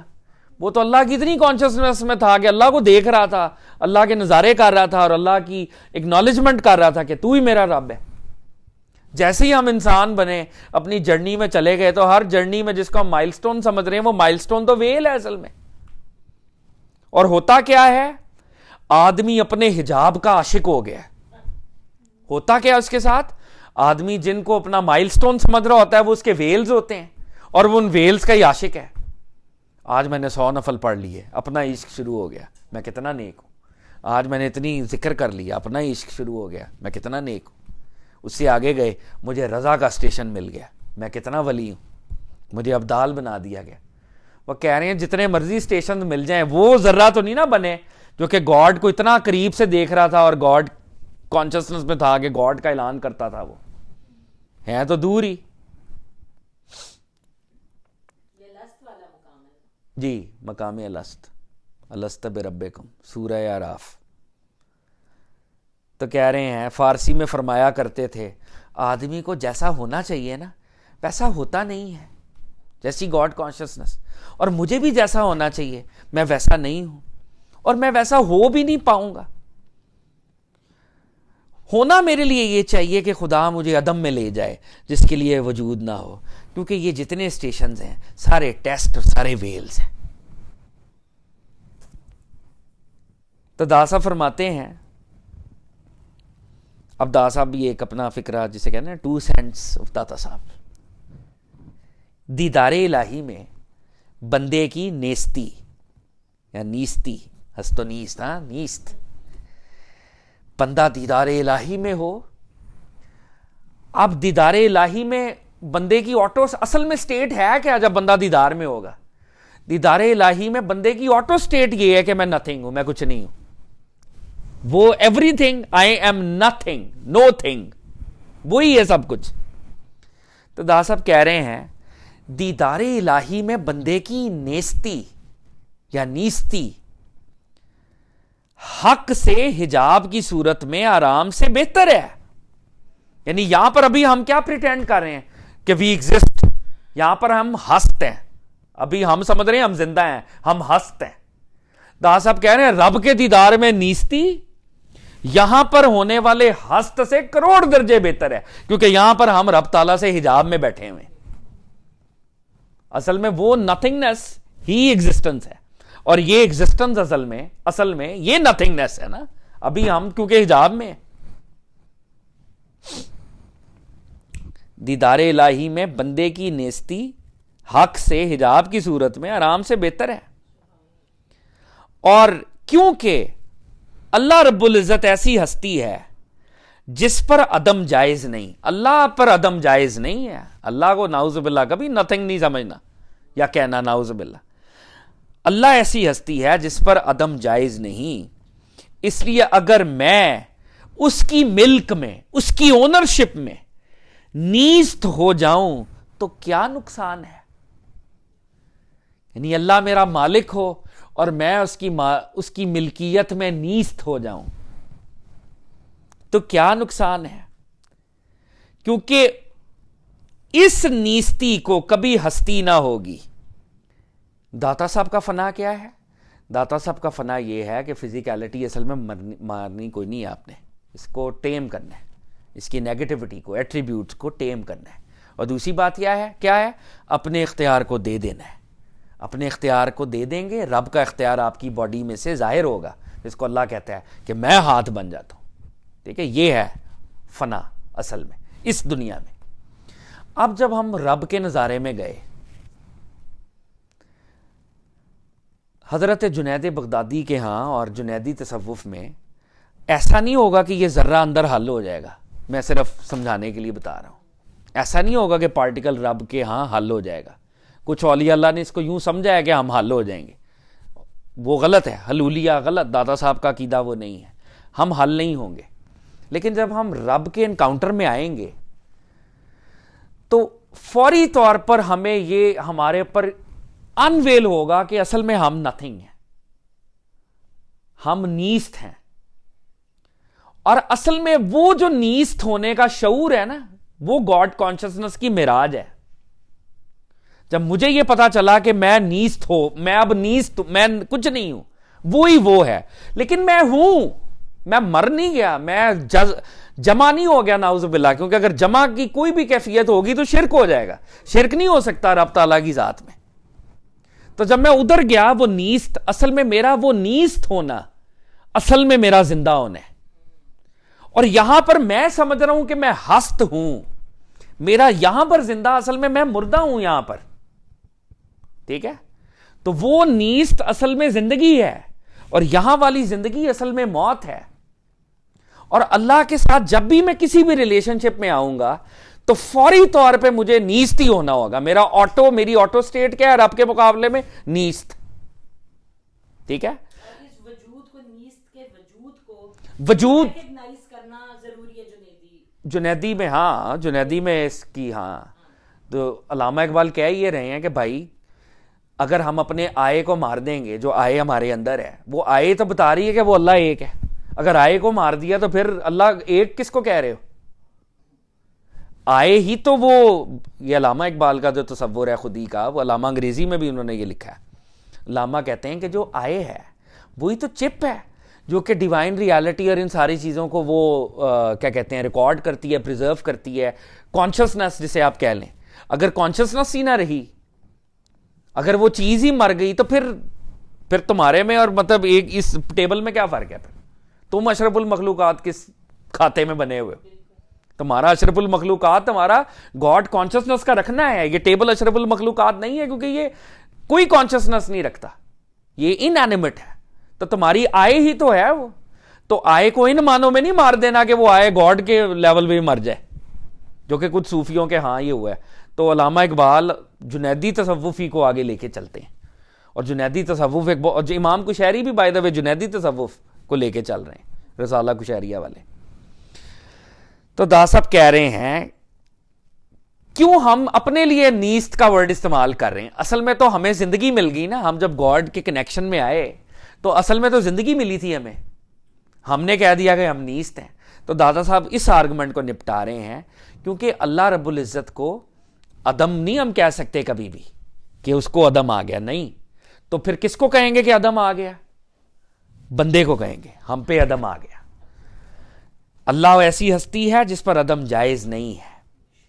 تو اگر میں اس کی اونرشپ میں نیست ہو جاؤں، یعنی اگر میں اس کو اپنا مالک مان کر یہ کہہ دوں اور یہ سمجھ لوں اور اس نیئرنس میں چلا جاؤں کہ وہ میری آٹو سٹیٹ نیست والی ہو جائے، تو کیا حرج ہے؟ ٹھیک ہے، حالانکہ نیست والی سٹیٹ میں بھی ہماری کانشسنس ہے کہ وہ رب ہے اور میں بندہ ہوں. نیست والی سٹیٹ میں بھی یہ ڈائیکاٹمی نہیں مری ابھی تک. اگر میں اس ملک میں نیست ہو جاؤں تو کیا نقصان ہے؟ اور اس نیستی کو، اب یہ جو نیستی ملی ہے مجھے، اس کو کبھی دنیاوی ہستی نہیں ہوگی. یعنی جب اللہ کی بارگاہ میں پہنچے تو ایک پرماننٹ نیئرنس ملی. تو دنیاوی ہستی اب دوبارہ جب میں اللہ کے پاس اب جاؤں گا نا، تو اب واپس نہیں آؤں گا، اب میں ادھر ہی رہوں گا. کہہ رہے ہیں کہ جب بندہ اللہ کی بارگاہ میں نیست ہو گیا، ٹھیک ہے، تو پیچھے آرگومنٹ کیا چل رہا ہے اصل میں؟ فنا کا. بزرگ فنا کے قائل تھے نا، اصل میں فنا کا آرگومنٹ چل رہا ہے. تو دا صاحب کر یہ رہے ہیں کہ فنا کے صحیح مطلب سمجھا رہے ہیں، اور جو سوڈو صوفیز ہیں ان کو کریٹیسائز کر رہے ہیں. ٹھیک ہے، یہ کر رہے ہیں اصل میں وہ. تو کہتے ہیں کہ اگر میں رب تعالیٰ کی اونرشپ میں نیست ہو جاؤں ان معنوں میں کہ گاڈ کانشسنس کی معراج مجھے مل جائے، تو کیا حرج ہے؟ اور اب جو مجھے گاڈ کانشسنس مل گئی، میں معراج پہ چلا گیا، اس نیستی کو کبھی ہستی نہیں ہوگی. ہستی کیا ہے؟ میرا دنیاوی وجود. میرا دنیاوی وجود رب تعالیٰ سے ڈسٹنس پہ ہے نا، پیدا ہی اللہ نے ایسے کیا ہے. تو دا صاحب کہہ رہے ہیں کہ جب گاڈ کانشسنس کی معراج ملے گی نا، تو اب میں دوبارہ دنیا کے ٹیسٹس اور حجابات میں نہیں پھنسوں گا. اب جب اس نیستی کو کبھی ہستی نہ ہوگی. اور فنا کی صحت میں یہ اصل بڑی کمی ہے. فنا کے جو میننگز میں بتا رہا ہوں، یہ اصل میں میننگز ہیں فنا کے. نہیں، ان کا پہلے جملہ ہم یاد کر لیں بزرگوں کا. وہ کیا ہے؟ آئی وانٹ دیٹ عدم جس کے بعد کبھی وجود نہ ہو. میں ایسا عدم چاہتا ہوں جس کے بعد وجود نہ ہو. ٹھیک ہے، اس کے دو مطلب ہیں. ایک مطلب اس کا پاسٹ اورینٹڈ ہے، ایک اس کا مطلب فیوچر اورینٹڈ ہے. میں ایک ایسا عدم چاہتا ہوں جس کے بعد میرا وجود نہ ہو. پاسٹ اورینٹڈ مطلب یہ ہے کہ جب میں روز الست ایک ذرہ تھا تو میں گاڈ کانشسنس کی معراج میں تھا. کاش میرا فزیکل وجود اللہ نے نہ بنایا ہوتا، میں ویسے ہی رہتا تو میں اللہ کے نظاروں میں تھا اور اللہ کو ہر وقت اکنالج کر رہا تھا. کاش میرا وجود نہ ہوتا. کیونکہ جیسے ہی میری جرنی وجودی فزیکل جرنی شروع ہوئی ہے، تو ویسے ہی میں ٹیسٹ میں پھنس گیا ہوں، اور میرے مائل سٹونز ہی میرے ویلز ہیں، اور میرے مائل سٹون اور میرے ویلز مجھے رب سے دور کیے ہوئے ہیں. اچھا، ایک تو یہ past oriented conversation. Future oriented conversation, اب میں کچھ ایسے کر دوں، کوئی ایسی عبادت کر دوں، کچھ کر دوں. میں نے کیا کرنا ہے؟ اللہ نے کرنا ہے اصل میں. اب دوبارہ اللہ ہی کریں گے. کوئی ایسی سٹیٹ مجھے دوبارہ ملے جس میں میرا اللہ کا ڈسکلوجر ہو جائے. اب اللہ کا جب ڈسکلوجر ہوگا، اب تو میرا اللہ کے ساتھ آٹو میں جو ریلیشن شپ ہے نا، میں اپنے آپ کو کبھی یہ نہیں کہہ سکتا کہ میں زندہ ہوں. اللہ کے مقابلے میں میرا اللہ کے ساتھ کیا ریلیشن شپ ہے؟ نیستی کا. حالانکہ وہ نیستی زندگی ہے، اس سے بڑی زندگی نہیں ہے، لیکن وہ ہے نیستی. دنیا کے لیول پہ وہ نیست ہے، اور اصل میں وہ اس کو ہم نیست ہی کہیں گے. اس درجے میں بھی لیکن اگر ہم اپنے آپ کو سمجھانے کے لیے کہیں تو وہ نیست ہونا اصل میں زندہ ہونا ہے. اور یہ جو میں یہاں پہ ہست ہوں اصل میں یہاں پہ مرا ہوا ہوں, میں یہاں پہ مرا ہوا ہوں, اصل میں میری کوئی پاور نہیں ہے. میں اگر رب کی تجلیات میں ہوں تو میں ہر طرح سے زیادہ پاورفل ہوں گا پہلے کے مقابلے میں. لیکن کیونکہ ہم اللہ, اچھا یہ کیوں کہہ رہے ہیں دا صاحب, اب اللہ ہے ون, اللہ کیا ہے ون. اللہ ڈویلٹی کو پسند نہیں کرتے. جب اللہ لور اور بلوڈ کی یونین بھی کرواتے ہیں نا تو وہ ون ہی رہنا چاہتے ہیں. اگر تو ہم بھی اپنے آپ کو کہتے ہیں ہم بھی چھوٹا ون ہے اور وہ بڑا ون ہے تو ون پلس چھوٹا ون 2 ہو جاتے. یہ اللہ کی اسکیم میں ہے ہی نہیں. ہماری جو ملاقات اصل میں وہ ہماری زندگی ہے, لیکن وہ ہوگی کیا کہ جب ہم آٹو پہ زیرو ہو جائیں گے, نیست. تو دا صاحب کہہ رہے ہیں کہ اللہ کو ہم زیرو کہہ نہیں سکتے, اپنے آپ کو ون کہہ نہیں سکتے. آٹو ریلیشن شپ ہمارا گاڈ کے ساتھ ہے نیست ہونا. تو کیوں نہیں ہم یہ نیستی اختیار کرتے؟ اس نیستی کو اختیار کر لینا, اصل میں اس زیرو کو کر لینے سے ہمارا کوئی نقصان نہیں ہو رہا, ہمارا فائدہ ہی ہو رہا ہے. اصل میں یہ زیرو بن جانا اصل میں ہمارے لیے فائدہ مند ہے. اور جب ہم اب فیوچر میں دوبارہ زیرو ہوں گے, دوبارہ زیرو ہو گئے, نیست ہو گئے, تو اب اللہ تعالیٰ ہمیں دوبارہ فزیکل ورلڈ میں نہیں بھیجے گا, ہمیں دوبارہ ہست نہیں کرے گا, وہ ہمیں دوبارہ دور نہیں کرے گا اپنے آپ سے. جو ایک دفعہ کوشش کر کے یہ ریئلائزیشن ڈیولپ کر لیتا ہے کہ میری آٹو اسٹیٹ نیست ہے. ہست ہونا اس دنیا کے لیول پر جب ہم ہست ہوتے ہیں تو اصل میں رب سے دور ہو جاتے ہیں, اور وہی عذاب ہے اللہ والوں کے لیے. اللہ والوں کے لیے جہنم عذاب تھوڑی ہے, اللہ والوں کے لیے دوری عذاب ہے. تو دا صاحب کہہ رہے ہیں جب بندہ نیست ہوتا ہے تو دوبارہ پھر رب تعالیٰ اس کو ہست نہیں کریں گے. اگر کوئی شخص اس وجود کے ساتھ اپنی نیستی کو پالے, اس وجود باڈی کے ساتھ پالے, تو وہ اس میں رہے گا, پرماننٹلی کنیکشن میں رہے گا. جیسے کہ ہمارے آقا اور مولا سرکار مدینہ صلی اللہ علیہ وسلم, دادا صاحب نے ہمیں بتایا ہے اس کتاب میں, بلکہ حدیث میں بھی ہے کہ اللہ کے نبی نے کہا کہ یا الہ العالمین I do not want to come back, why are you sending me back. تو اللہ نے کہا میری مشیت ہے کہ آپ آگے جا کے میرا نظام قائم کریں, شریعت کو قائم کریں, لیکن ہاں میں تم سے ایک پرومس کرتا ہوں محمد, جتنی تجلیات یہاں دی ہیں ہر وقت اتنی تجلیات تمہیں وہاں بھی ملیں گی.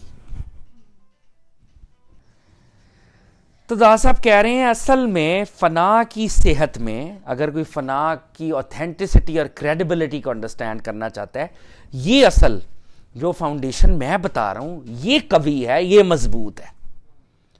اپنی فزیکلٹی کی نیگیٹیوٹی کو مارنا, دا صاحب اس کے ٹیکسٹ میں ہمیں سمجھاتے ہیں, اپنے اختیار کو دے دینا تاکہ رب کا اختیار آپ کی باڈی میں سے ظاہر ہو. یہ بہت عرفا اور کامل لوگوں کی نشانی ہے. تو یہ جو ہماری سٹیٹ اس پاتھ پہ چلتے ہوئے جو ڈیولپ ہوتی ہے رب کی بارگاہ میں, وہ سرنڈر اور سبمشن والی ہوتی ہے, اس لیے اس کو نیست کہتے ہیں. اور یہ جب نیستی ملتی ہے تو دوبارہ ہستی یعنی یہ وجود اور وجود کی پرابلمز وہ آپ کو دوبارہ اللہ تعالیٰ نہیں دیتے, پھر وہ لفٹ ہو جاتی ہیں آپ سے. اعوذ باللہ من الشیطان الرجیم, بسم اللہ الرحمن الرحیم. الصلاۃ والسلام علیکہ یا سیدی یا رسول اللہ, السلام علیکم یا انبیاء اللہ, السلام علیکم داتا صاحب, السلام علیکم حضرت عبد القادر جیلانی. آج حضرت عبد القادر جیلانی ہمیں بتا رہے ہیں that how you have to go beyond the love of this dunya and then the love of this akhirat if you want true success. True success کا فلاح کا میننگ بتا رہے ہیں کہ آپ نے دنیا کا لو بھی گیو اپ کرنا ہے اور اس سے آگے آخرت کا لو بھی گیو اپ کرنا ہے اور آگے جانا ہے اس سے. کہتے ہیں اے صاحبزادے, تو دنیا سے کچھ بھی محبت رکھے گا تو ہرگز تجھ کو فلاح نصیب نہ ہوگی, اور اے حق تعالیٰ کے موہب کے مدعی, اے اللہ تعالیٰ کے محبت کے کلیمنٹ, جب تک تو آخرت کو یا حق تعالیٰ کے سوا کسی بھی ایک چیز کو محبوب سمجھے گا تو ہرگز تجھ کو فلاح نہ ہوگی. دو چیزیں پوائنٹ آؤٹ کی ہیں کہ پہلے تو دنیا کا لو چھوڑنا ہے اور اس کے بعد کہہ رہے ہیں کہ آخرت کا لو بھی چھوڑنا ہے, تبھی تمہیں ٹرو سکسیس ملے گی. عارف نہ اس دنیا کو محبوب رکھتا ہے اور نہ آخرت کو, اور نہ حق تعالیٰ کے سوا کسی بھی چیز کو. جب اس کی محبت حق تعالیٰ کے ساتھ کامل اور پرفیکٹ اور محقق ہو جاتی ہے تو دنیا کے عیش جو اس کے مقسوم میں ہیں, یعنی اس کی تقدیر میں اللہ نے لکھے ہیں, مبارک اور خوشگوار بن کر اس کے پاس آتے ہیں. کہہ رہے ہیں جب آپ کی محبت اللہ تعالیٰ کے لیے پرفیکٹ ہو جاتی ہے اور آپ دنیا کا لو گیو اپ کر دیتے ہو ان دس پروسیس, اور آپ آخرت کا لو بھی گیو اپ کر دیتے ہو ان دس پروسیس, تو پھر اللہ تعالیٰ نے آپ کی تقدیر میں جو بھی اس دنیا کی یا آخرت کے عیش بھی لکھیں وہ آپ کو خوشگوار بنا کے وہ دے دیے جاتے ہیں, بیکاز آپ ریلائی اللہ پہ کر رہے ہوتے ہو. اور اسی طرح جب وہ وفات پا کر آخرت میں پہنچے گا تو تمام چیزیں جن کو اپنی پشت کے پیچھے چھوڑ گیا تھا سب کو حق تعالیٰ کے دروازے کے پاس دیکھے گا کہ وہ اس سے پہلے وہاں حاضر ہو گئیں. تو جو جو چیزیں اس نے سیکریفائس کی تھیں for the love of God, وہ اللہ تعالیٰ اسے دے دیں گے اپنے دروازے کے سامنے. وہ اس کے وفات پانے سے پہلے اس کا ویٹ کر رہی ہوں گی, وہ سیکریفائسز جتنی بھی تھیں, کہ وہ اس سے پہلے وہاں حاضر ہو گئیں, اس لیے کہ اس نے ان کو اللہ ہی کے لیے تو چھوڑا تھا. تو بہت خوبصورت ہے یہ کہ کہہ رہے ہیں جو جو چیزیں آپ اللہ تعالیٰ کے لیے چھوڑتے جائیں گے تو اللہ تعالیٰ ان کو خوشگوار بنا کے آپ کے سامنے پھر رکھیں گے. حق تعالیٰ اپنے اولیاء کو وہ چیزیں جو ان کے مقسوم یا تقدیر میں ہیں عطا فرماتا ہے, اور وہ ان سے یکسو ہوتے ہیں, یعنی کہ اس سے الگ ہوتے ہیں, ڈیٹیچڈ ہوتے ہیں. اللہ تعالیٰ تقدیر میں جو آپ کے لکھا ہوا وہ آپ کو دے بھی دیتے ہیں, لیکن پھر بھی ان کا لگاؤ صرف اللہ تعالیٰ سے ہی ہوتا ہے, تو وہ انہیں ملے یا نہ ملے ان کو اتنا زیادہ فرق نہیں پڑا ہوتا. ان چیزوں سے بھی وہ یکسو ہوتے ہیں. قلوب کے حظ کہتے ہیں مزہ دینے والی یا لطف دینے والی چیزوں کو. تو دلوں کو جو چیزیں لطف دیتی ہیں اس کے بارے میں بات کریں. قلوب کے حظ جن میں دلوں کو مزہ آتا ہے یہ حظ باطنی ہیں. قلوب کے حظ یعنی دلوں کو جن چیزوں سے لطف ملتا ہے وہ سب باطنی ہیں. اور نفس کے حظ یعنی جن چیزوں کو جن چیزوں سے مزہ لیتی ہے, نفس کے حظ ظاہری ہیں. So your nafs gets pleasures from zahiri things, your dil gets pleasure from batini things. پس جب تک نفس کو اس کے حظ والی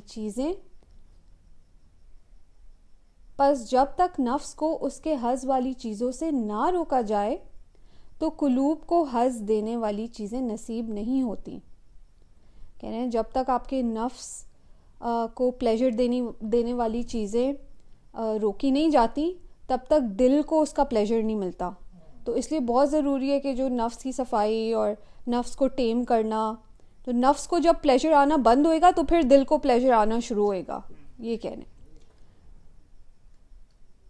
جب تک نفس کو اس کے لطف والی چیزوں سے نہ روکا جائے تو قلوب کو اس کے لطف دینے والی چیزیں نصیب نہیں ہوتی. اور جب نفس اپنے حظوظ یعنی لطف دینے والی چیزوں سے رک جاتا ہے, جب آپ کا نفس ٹھہر جاتا ہے, اس کو نہیں مل رہا ہوتا پلیجریبل چیزیں, تو حظوظ قلب کے دروازے کھل جاتے ہیں. جب پلیجر نفس کو آنا بند ہو گیا تو قلب کے دروازے کھل گئے اور قلب کو پلیجر آنا شروع ہو گیا. یہاں تک کہ جب قلب بھی اپنے ان حظوظ سے جو اللہ تعالیٰ کی طرف سے ہیں استغنا برتتا ہے, یعنی بے پرواہی دکھاتا ہے کہ اچھا اب دل کو پلیجر مل رہا ہے, اچھا مجھے دل کے لیول پہ بھی پلیجر نہیں چاہیے, استغنا برتتا ہے کہ مجھے یہ بھی درکار نہیں بلکہ مولا یعنی اللہ تعالیٰ درکار ہے, تو امتحان ختم ہو جاتا ہے. یہ کتنی خوبصورت بات ہے. آج دادا صاحب نے بھی کہا ہے کہ everything is basically veils. جب تک آپ اللہ تعالیٰ کے پاس نہیں جاتے ہو سب چیزیں ایک طرح کا ویل ہی ہے, چاہے وہ آخرت کا بھی کوئی پلیجر ہو, وہ بھی ایک لیول آف ڈسٹینس یا ایک level of veil from God ہے. تو کہہ رہے ہیں کہ جو حق تعالیٰ کی طرف یعنی کہ جو قلب کا پلیجر ہے وہ بھی اللہ تعالیٰ کی طرف سے آپ کو ملتا ہے, لیکن اس سے بھی استغنا برتنا ہے, اس سے بھی بے پرواہی اختیار کرنی ہے کہ مجھے یہ بھی درکار نہیں بلکہ مجھے تو اللہ تعالیٰ درکار ہیں. تو جب اس اسٹیٹ میں ہم آتے ہیں کہ دنیا کا پلیجر بھی گیو اپ کیا, آخرت کا بھی پلیجر گیو اپ کر دیا, صرف فوکس اللہ تعالیٰ پہ ہیں کہ وہ چاہیے, ان کا قرب چاہیے, تو پھر اصل میں آپ کا امتحان ختم ہو جاتا ہے. یہ کہہ رہے ہیں کہ یہ اصل میں ٹیسٹ تھا, giving up pleasures of the world and giving up pleasures of the آخرت and then going into the بارگاہ آف اللہ تعالیٰ. پھر آپ کا ٹیسٹ اصل آپ اس میں آپ نے پاس کیا, نفس کے لیے پھر رحمت آتی ہے اور اس بندے سے کہہ دیا جاتا ہے کہ اپنے نفس کو قتل مت کر. اب اللہ تعالیٰ اسے کہہ رہے ہیں کہ اپنے نفس کو قتل مت کر. بس اس وقت حظوظ نفس بھی آ جاتے ہیں. اس وقت اللہ تعالیٰ کی طرف سے اس کو نفس کے لیول پہ بھی آسانی ہوتی ہے اور ان کو استعمال کرتا ہے مطمئنہ بن کر. اب نفس کے لیول پہ بھی اس کو اگر کوئی آسائش کوئی آسانی مل رہی ہے تو اللہ تعالیٰ اسے وہ دے رہے ہیں اور اس کا اب نفس جو ہے وہ مطمئن ہے, اٹس سیٹسفائیڈ, اس کو اس چیز کے آنے کا غم نہیں ہے یا اس چیز کے آنے کا پلیجر نہیں ہے کیونکہ وہ اللہ تعالیٰ کی طرف سے اور اس کے لیے آسانی ہے. نفس کی جو نیگیٹیوٹی تھی وہ لفٹ اللہ تعالیٰ نے کر دی ہے. اے مخاطب, ان لوگوں سے میل جول ترک کر جو تجھ کو دنیا کی رغبت دلائیں. کہہ رہے ہیں ان لوگوں سے تم اپنا ملنا جلنا کم کرو, ترک کرو, ختم کرو جو تمہیں دنیا کے ساتھ اٹیچمنٹ کراتے ہیں, اور ان کی ہم نشینی تلاش کر جو تجھ کو اس سے بے رغبت بناتے ہیں, یعنی دنیا سے ڈیٹیچ کرتے ہیں تمہارا دل. ان کی اصل میں کمپنی اختیار کرو. ہر جنس اپنے ہم جنس کی طرف جھکا کرتی ہے. تو ہر جنس اپنے ایک جو کہتے ہیں کہ similar spirits attract similar spirits, تو کہہ رہے ہیں کہ ایک چیز اپنی طرح کی ایک چیز کو اٹریکٹ کرتی ہے یا اس کی طرف مائل ہوتی ہے یا جھکتی ہے. ہر جنس اپنے ہم جنس کی طرف جھکا کرتی ہے اور ہر قسم کا شخص اپنے ہی قسم کے گرد چکر لگایا کرتا ہے. آگے بہت خوبصورت جملہ ہے, کہہ رہے ہیں محب تو محبین ہی کے گرد رہتا ہے. کہہ رہے ہیں جو لور ہوتا ہے نا اصل وہ لورز کی کمپنی میں ہی گھومتا رہتا ہے کیونکہ وہ سملر ہوتے ہیں. محب تو محبین ہی کے گرد رہتا ہے یہاں تک کہ اپنا محبوب ان کے پاس آئے. تو لورز جو ہیں وہ لورز کے ساتھ ہی ملتے جلتے رہتے ہیں, گھومتے پھرتے رہتے ہیں جب تک بلاورڈ جو اللہ تعالیٰ ہے وہ ان کے پاس نہیں آ جاتا. اور محبین خدا چونکہ حق تعالیٰ ہی کے لیے محبت رکھتے ہیں, تو کہہ رہے ہیں جو لورز آف گاڈ ہوتے ہیں وہ آپس میں بھی ایک دوسرے سے پرسنل ان کی کوئی محبتیں نہیں ہوتی. They love each other because all of them are loving God, so they love each other for the love of God. کہہ رہے ہیں محبین خدا چونکہ حق تعالیٰ ہی کے لیے محبت رکھتے ہیں پس وہ ان کو محبوب بناتا ہے اور دوست بناتا ہے اور ان کی مدد فرماتا ہے اور ان میں ایک کو دوسرے سے تقویت, قوت, تسلی پہنچاتا ہے. تو جو اللہ تعالیٰ آپ کو لورز میں گھماتے ہیں نا, کیونکہ آپ کی اپنی اسٹیٹ ایک لو والی ہوتی ہے, تو وہ آپ کو ٹو گیو یو قوت, ٹو گیو یو تسلی, تاکہ آپ کی دل جوئی ہو. آپ کو I don't know, because he likes his lovers, so he sends you to his lovers. کہہ رہے ہیں پس وہ مخلوق کو تبلیغ کرنے میں ایک دوسرے کے مددگار بنتے ہیں کہ ایمان اور توحید اور اعمال میں اخلاص پیدا کرنے کی طرف لوگوں کو بلاتے ہیں, لوگوں کے ہاتھ پکڑتے ہیں اور ان کو حق کے راستے پر لا کھڑا کرتے ہیں. یہ بہت خوبصورت ہے. This one sentence I really like, جو کہہ رہے ہیں کہ محب تو محبین ہی کے گرد گھوما کرتے ہیں, یعنی lovers remain in the company of lovers for the love of God. کیا خوبصورت جملہ ہے. دعا کر لیں.